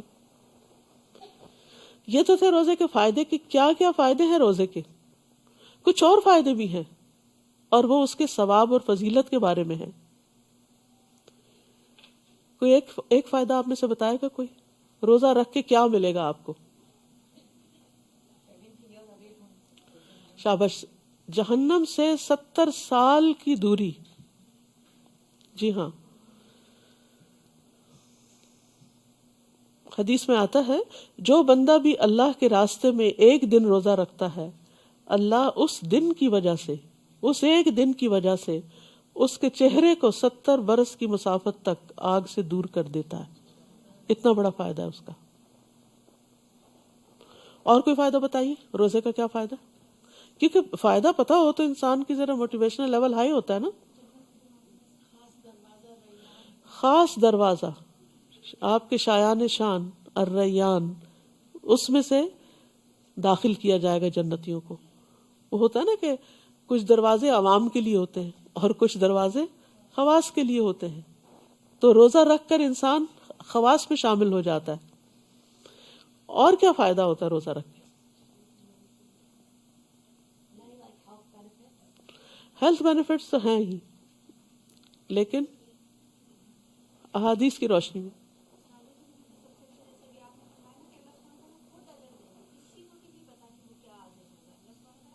اللہ سبحانہ وتعالیٰ خود اجر دے. دیکھیے، من صام رمضان ایمانا واحتسابا غفر له ما تقدم من ذنب. پچھلے سارے گناہ جھاڑ دیے جائیں گے. پچھلے سارے گناہ جو ہے وہ جھاڑ دیے جائیں گے، سب صفائی ہو جائے گی، ہلکے پھلکے ہو جائیں گے آپ. کیونکہ گناہ جو ہے وہ انسان کے اوپر ایک بوجھ ڈال دیتے ہیں، اور جب آپ روزہ رکھتے ہیں تو وہ بوجھ گناہوں کا ہٹ جاتا ہے. پھر اسی طرح روزہ دار کے لیے 2 خوشیاں ہیں. ایک خوشی روز افطار کے وقت ملتی ہے آپ کو، جب آپ پانی پیتے ہیں، کھجور کھاتے ہیں، اور دوسری اللہ کے دیدار کے وقت، اللہ سے ملاقات کے وقت، جب آپ کو اس کا انعام مل رہا ہوگا روزہ رکھنے کا.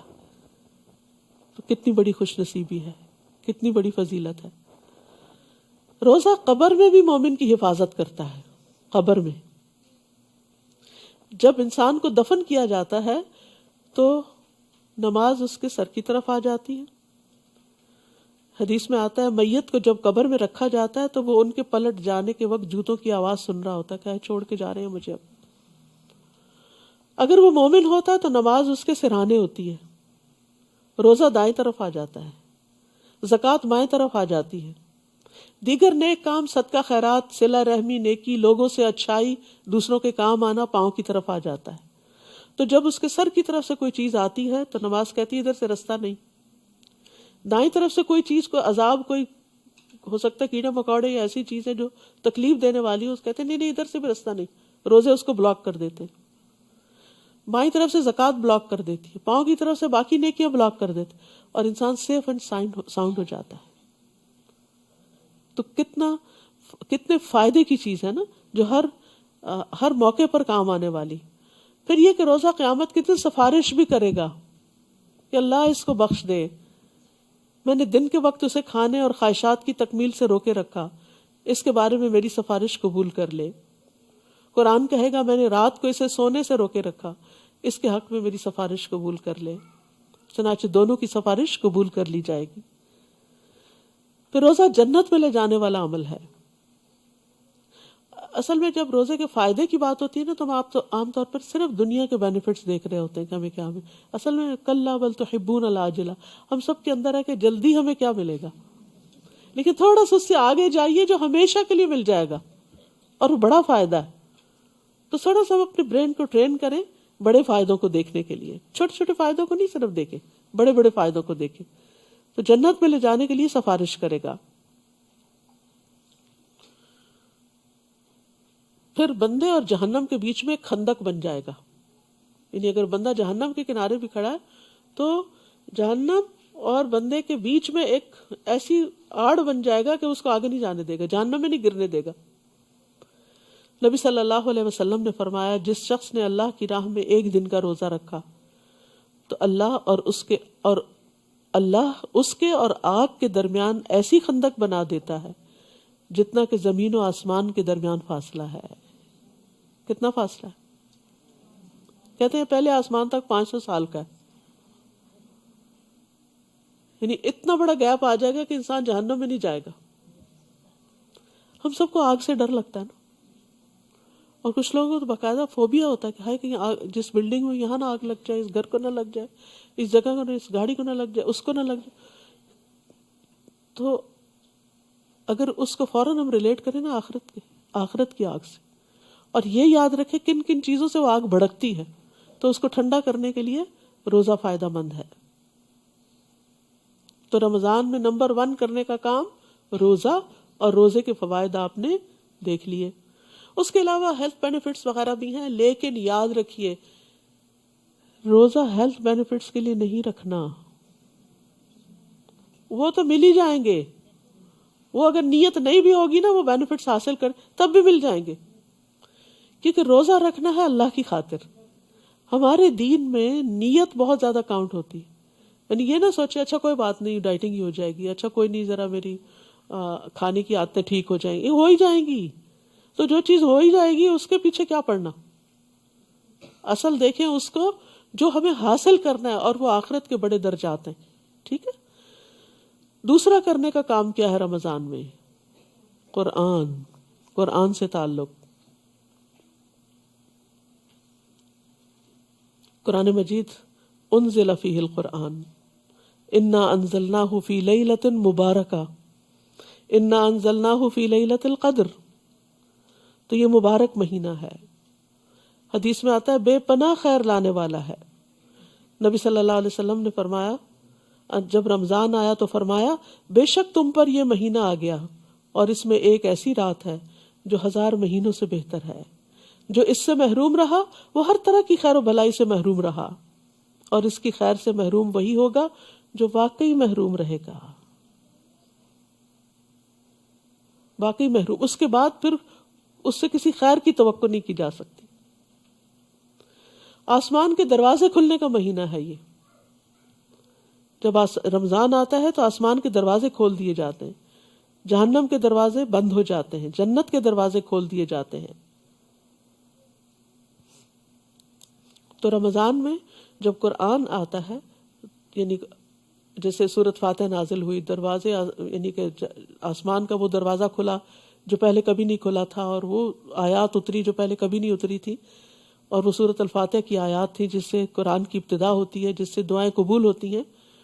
تو قرآن جو ہے اول و آخر ہدایت کی کتاب ہے, اس لیے اس کی فضیلت اور برکت سے فائدہ اٹھانا چاہیے. رمضان قرآن کے بارے میں انشاءاللہ ساتھ ساتھ میں کچھ اور چیزیں بھی آپ کے دورہ قرآن کے ساتھ شیئر کروں گی. پھر رمضان میں تراویح یاد رکھیے ایک نفل عبادت ہے. تو تراویح سے زیادہ کس عبادت کی فکر کرنی ہے؟ فرضوں کی, فرض عبادت کی. یہ نہیں کہ صبح ساری کھا کے کہ مجھے ذرا غنود گیا ہے, میں تھوڑا سا ریسٹ کر کے فجر پڑھتی ہوں, اور اتنے میں گئی فجر. آپ کو نہانے کی ضرورت ہے, اچھا ابھی نہاتی ہوں, اور اتنے میں سورج نکلنے کے قریب ہو گیا اور گئی فجر. یہ غلطی کبھی نہیں کرنی. نمازوں کی حفاظت, قرآن مجید میں اللہ تعالیٰ فرماتے ہیں حافظوا علی الصلوات والصلاۃ الوسطیٰ. نمازوں کی حفاظت کرو, خاص طور پہ درمیانی نماز. درمیانی کون سی ہے؟ عصر. یہ نہ ہو کام سے واپس آئیں اور سوئیں اور افطار کے وقت آپ کو اٹھایا جائے اور گئی عصر. نہیں, ٹارگٹ یہ رکھے ایک نماز نہیں ہاتھ سے جانے دینی انشاءاللہ, اور وقت پر پڑھنا ہے ان کو. اور جب فرض انسان ادا کرتا ہے نا تو اس کو اللہ تعالیٰ کا قرب ملتا ہے.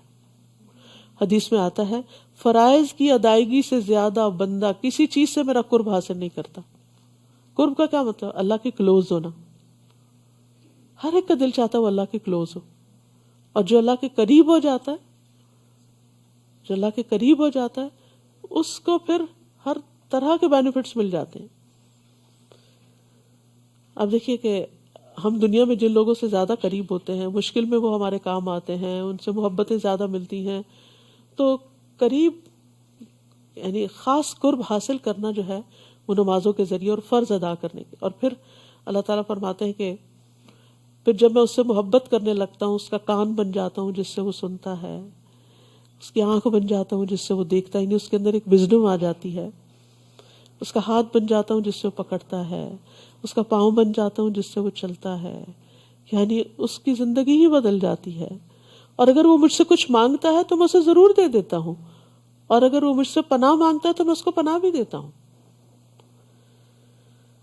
تو ہمیں رمضان میں فرض نمازوں کی پابندی کرنی ہے اور پھر نفل رات کا قیام بھی. اول رات کریں، فرض پڑھ کے عشاء کے سو کے درمیان رات کریں، آخری حصے میں کریں، جب جی چاہے کریں، کوئی پابندی نہیں. اول رات میں کیوں کر لیتے ہیں سب؟ عشاء کے بعد ہی، آسانی کے لیے، تاکہ ایک ہی دفعہ پھر سو جائیں، آرام کر لیں.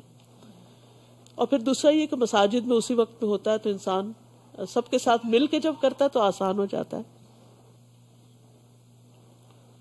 اگر آپ گھر میں بھی کر رہے ہیں نا، ایک جگہ مقرر کریں. یہ نہیں آج یہاں جائے نماز ڈالی، کل وہاں نہیں.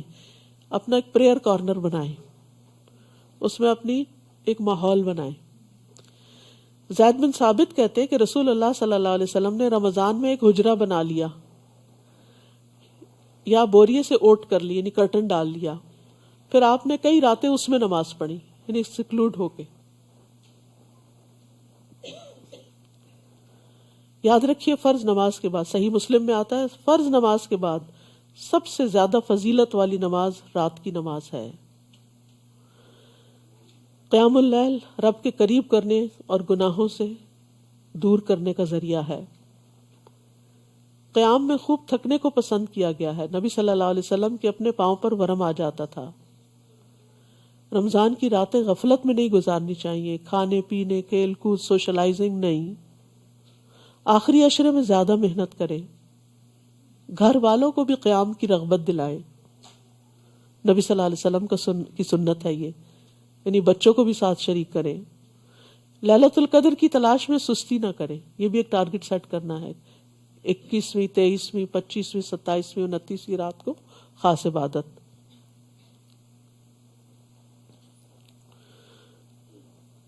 قرآن مجید سے متعلق یہ ہے کہ تراویح میں کوشش کریں کہ ایک پورا قرآن مکمل ہو جائے.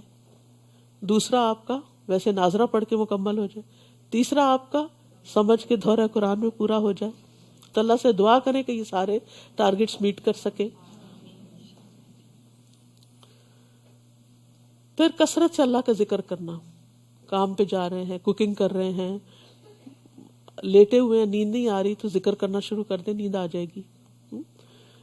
کثرت سے اللہ کا ذکر، کیونکہ سب سے بہترین روزہ وہ ہے جس میں زیادہ سے زیادہ اللہ کا ذکر ہو. اور ذکر کی کئی قسمیں ہوتی ہیں، جیسے اللہ کے ناموں کا ذکر، اس کی صفات کے ساتھ اس کا ذکر. پھر تسبیح، سبحان اللہ، الحمدللہ، اللہ اکبر، لا الہ الا اللہ، لا حول ولا قوت الا باللہ، یہ سارے بھی ذکر ہوتے ہیں. پھر اسی طرح استغفار بھی ذکر کی ایک قسم ہے. آیت کریمہ بھی ذکر کی قسم ہے.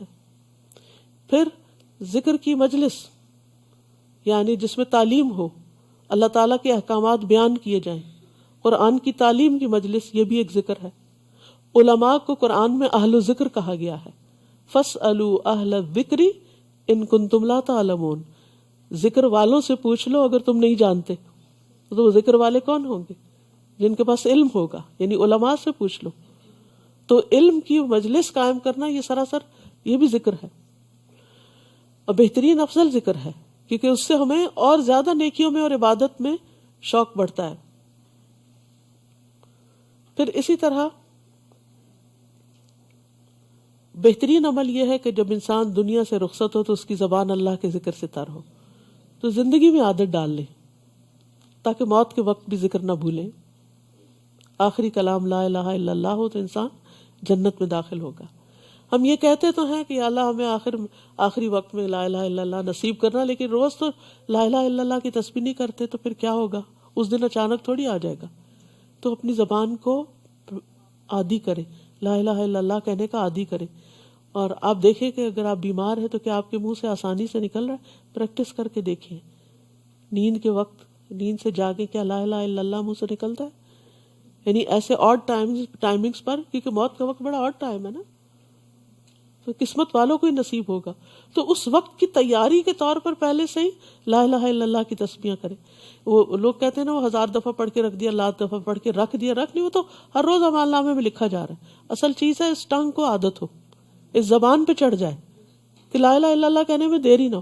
اور یاد رکھیے کہ یہ کہنا سب سے آسان ذکر ہے یہ، جس میں آپ منہ بند بھی ہو نا آپ کا، کہیں لا الہ، ہونٹ بند کر کے کہیں لا الہ الا اللہ، کہہ سکتے ہیں نا. کچھ اور کہنا چاہیں تو منہ کھل جائے گا.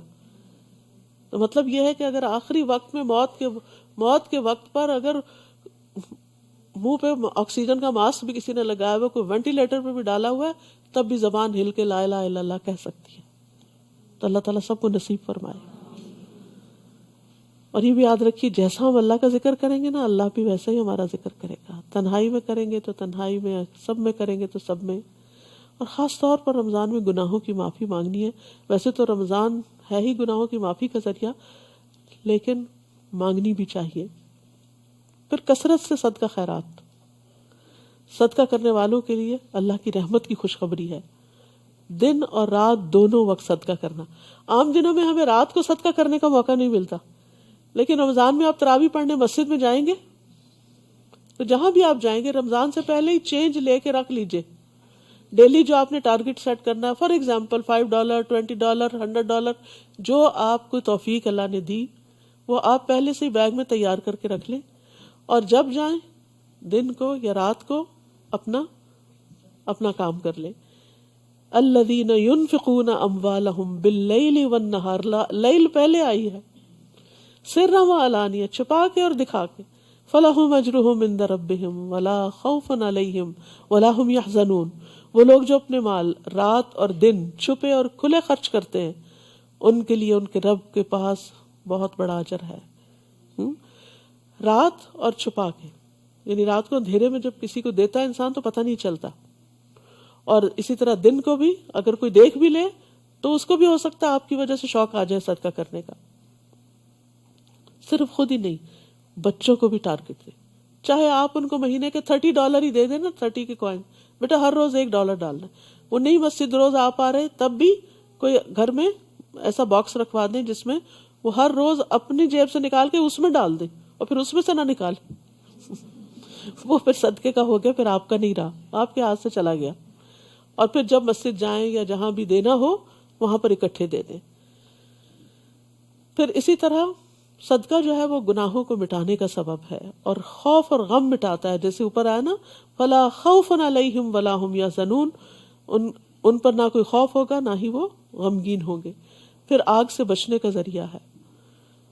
فرمایا تم میں سے جس کی طاقت ہو وہ آگ سے بچ سکے تو ایسا ضرور کرے، اگرچہ آدھی کھجور صدقہ کر کے ہی کیوں نہ. جس سے پتہ چلتا ہے کہ صرف کیش کوائنز کا ہی نہیں صدقہ، کھانے پینے کی چیزوں کا بھی صدقہ ہوتا ہے. اچھا، صدقہ ایک بہت وسیع مفہوم ہے. ہم سمجھتے ہیں صدقہ صرف غریب فقیر مسکین کو دیا جا سکتا ہے.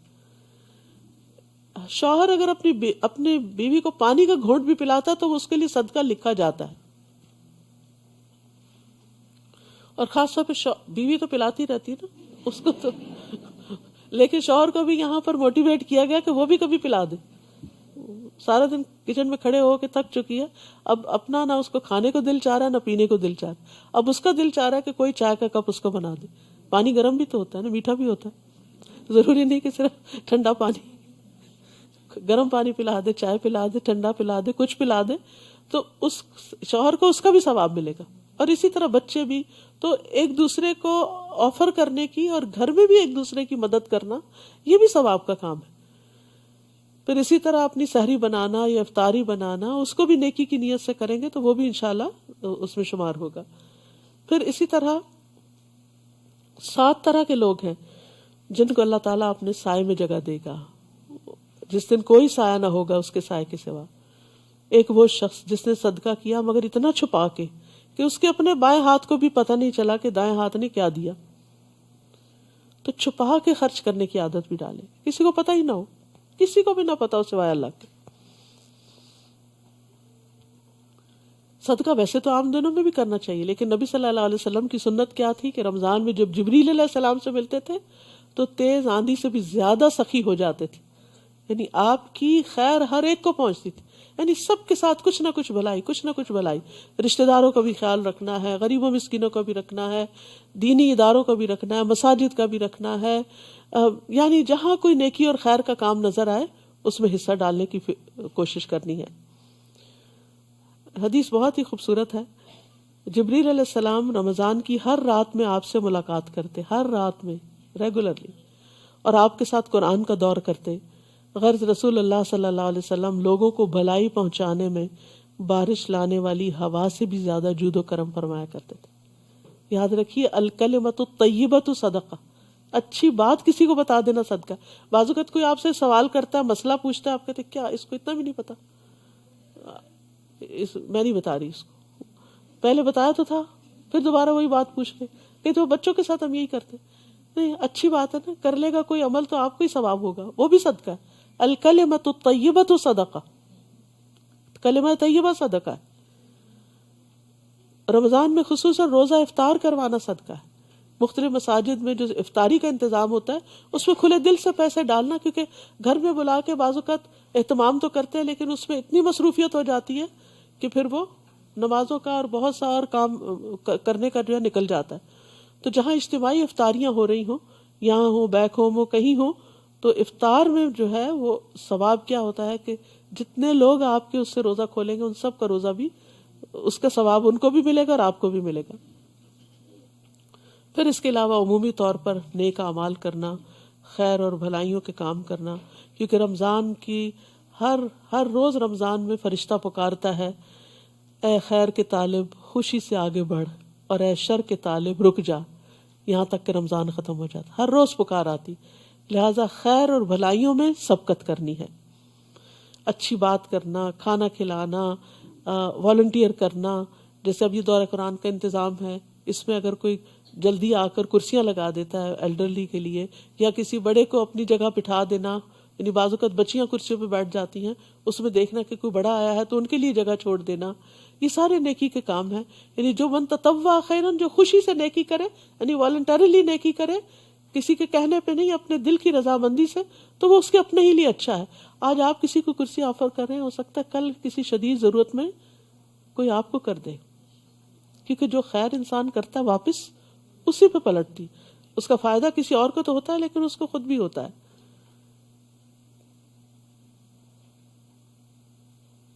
کسی نے خوب کہا تھا کہ نماز نمازی کو آدھے رستے تک پہنچاتی ہے، روزہ بادشاہ کے دروازے پہ پہنچا دیتا ہے، صدقہ ہاتھ پکڑ کے اندر داخل کروا دیتا ہے. اسی لیے ہمارے دین میں صدقے کی بہت اہمیت ہے. سورۃ المنافقون جہاں ختم ہوتی ہے وہاں پر ایک آیت بڑی خوبصورت ہے کہ تم، یعنی کہ موت سے پہلے سے مفہوم بتا رہی ہوں، موت سے پہلے صدقہ کر لو. کہیں ایسا نہ ہو کہ کوئی یہ کہے کہ لولا اخرتنی الی اجل قریب فاصدق واکن من الصالحین، کہ مجھے تو نے تھوڑی سی مہلت اور کیوں نہ دی کہ میں صدقہ کرتا اور میں نیک لوگوں میں شامل ہو جاتا. تو ولن یؤخر اللہ نفسا اذا جاء اجلها، جب موت کا وقت آتا ہے تو اللہ تعالیٰ کسی کو مہلت نہیں دیتا. تو موت کے آنے سے پہلے انسان صدقہ کر لے. اور اگر قبر والوں کو باہر نکال کے پوچھا جائے کیا کرو گے تو شاید سب سے پہلے صدقہ کرنا چاہے. موت کے وقت انسان کی تمنا کیا ہوگی؟ میں اور صدقہ کر لیتا. کیونکہ انسان مال کی محبت میں بڑا شدید ہے. جتنی بھی چیزوں سے محبت کرتا ہے ان میں سب سے ٹاپ پر اس کے مال کی محبت ہے. حتیٰ کہ بعض اوقات اولاد کو بھی اگنور کر دیتا ہے مال کمانے کی خاطر. آج آپ دیکھیں کہ بہت سی مائیں ایسی ہیں کہ جو اپنے بچوں کو سارا دن ڈے کیئر میں چھوڑ کر صرف پیسے کماتی ہے، کیونکہ اس سے ان کو خوشی ملتی ہے، ایک سیٹسفیکشن ملتی ہے. ان کو ضرورت نہیں ہوتی، ان کے ہسبینڈ اچھا کما رہے ہوتے ہیں، ان کی ضروریات پوری ہو رہی ہوتی. تو یہ جو مال کی محبت ہے اس نے اولاد کو بھی نگاہوں سے دور کر دیا، تربیت سے دور کر دیا. اور پھر آخری چیز یہ کہ گناہوں سے بچنا ہے، خاص طور پر جھوٹ کو چھوڑنا ہے، جھوٹ کی جگہ سچائی کو لے کر آنا ہے، لغو اور رفث سے بچنا ہے. رسول اللہ صلی اللہ علیہ وسلم نے فرمایا روزہ صرف کھانا پینا چھوڑنے کا نام نہیں، روزہ تو لغو یعنی بے فائدہ بےہودہ کام، اور رفث یعنی جنسی خواہشات پر مبنی حرکات اور کلام سے بچنے کا نام ہے. اور جو شخص بری باتیں اور جھوٹ نہ چھوڑے، اس اللہ کو اس کے کھانا اور اس کا کھانا پینا چھوڑنے کی کوئی ضرورت نہیں ہے. تو ہمیں اپنی زبان کی بھی حفاظت کرنی ہے اور اس کو ریپلیس کرنا ہے زیادہ سے زیادہ دعاؤں کے ساتھ، کیونکہ رمضان میں دعائیں قبول ہوتی ہیں. وَإِذَا سَأَلَكَ عِبَادِي أَنِّي فَإِنِّي قَرِيبٌ، جب بندے میرے بارے میں آپ سے سوال کریں ہمارا رب کہاں ہے، وہ قریب ہے. اجیب دعوت الداعی اذا دعانی، میں پکارنے والے کی پکار کو قبول کرتا ہوں جب بھی وہ مجھے پکارتا ہے فَلْيَسْتَجِيبُوا لِي، انہیں چاہیے بھی میری بات مانا کریں. اگر یہ چاہتے ہیں ان کی دعائیں قبول ہو، ان کی پکار قبول ہو، تو میری پکار پہ بھی لبیک کہیں. وَلْيُؤْمِنُوا بِي، اور مجھ پہ اعتماد کریں. لَعَلَّهُمْ يَرْشُدُونَ، تاکہ وہ ہدایت پا جائیں. اللہ کے نزدیک دعا سے زیادہ معزز کوئی چیز نہیں. دعا نہ کرنا اللہ کو ناراض کرتا ہے. اٹھے ہوئے ہاتھوں کو اللہ تعالیٰ خالی نہیں لوٹاتا. روزہ دار کی دعا رد نہیں کی جاتی. روزانہ رات کو دعاؤں کی قبولیت کے لیے اللہ تعالیٰ آسمان دنیا پہ نزول فرماتے ہیں. لیلۃ القدر میں خصوصی طور پر معافی مانگنے کی طرف توجہ کرنی چاہیے. اللہم انک عفو تحب العفو فاعف عنی. تو ربنا آمنا فاغفر لنا وارحمنا وانت خیر الراحمین. رب اغفر وارحم وانت خیر الراحمین. اللہم انا نسألک من فضلک ورحمتک فإنہ لا یملکها الا انت.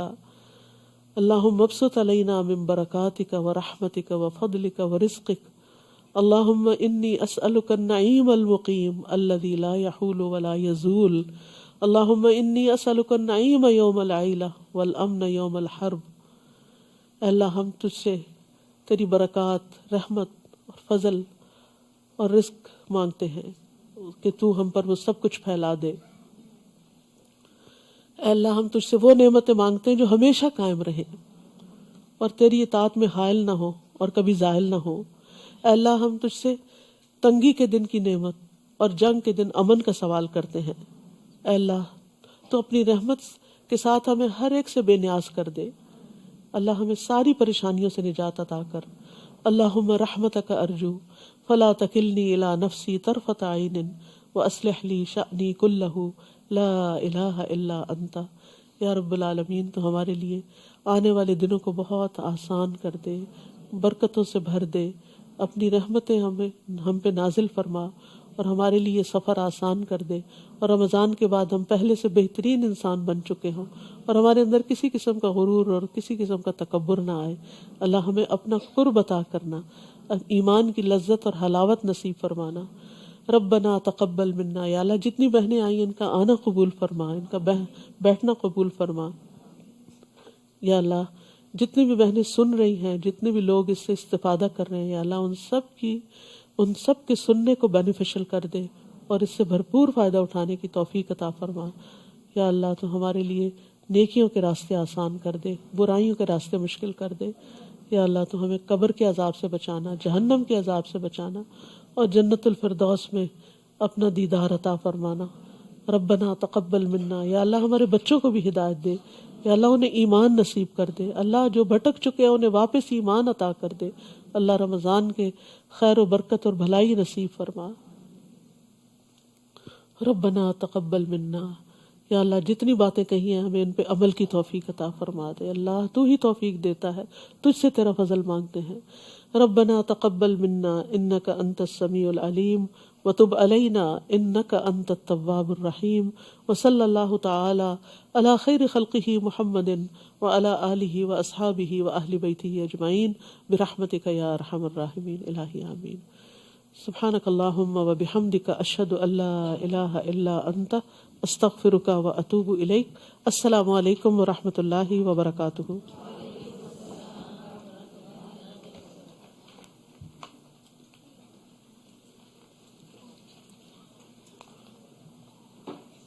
اللہ اکبر لا الہ الا اللہ واللہ اکبر اللہ اکبر وللہ الحمد. اللہ اکبر لا الہ الا اللہ واللہ اکبر.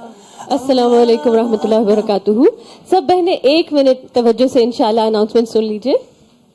سب سے پہلے تمام الہدیٰ سٹاف کی طرف سے آپ سب کو خصوصی خوش آمدید. انشاءاللہ آج ہم یہ سفر کا آغاز کر رہے ہیں رمضان پروگرام کا.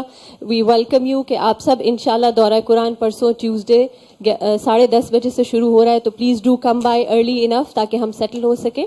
پھر چند ایک چیزیں یہ ہیں کہ اجتماعی عبادت کا اجر, جیسے ابھی بھی بات ہوئی تھی, یہاں سب جمع ہو کے جو اجر حاصل کر سکتے ہیں. ایون دو پروگرام آن لائن جا رہا ہے, I would encourage everyone in the GTA area کہ آئیے اور اجتماعی عبادت کا اجر حاصل کیجیے ہمارے ساتھ. اور انشاءاللہ اکوموڈیشن ہم سب کوشش کریں گے مل کے کہ جتنی میکسیمم آپ کے لیے آسانی ہو سکے انشاءاللہ پیدا کی جائے.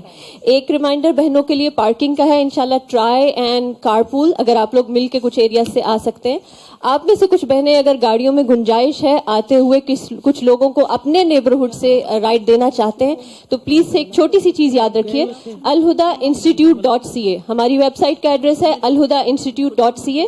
اس پر آپ جائیں اور مینیو میں سروسز پہ فارم موجود ہے, رائڈ ریکویسٹ فارم بھی موجود ہے اور رائڈ پرووائڈر فارم بھی موجود ہے. آپ اگر کسی کو رائڈ دے سکتے ہیں تو آپ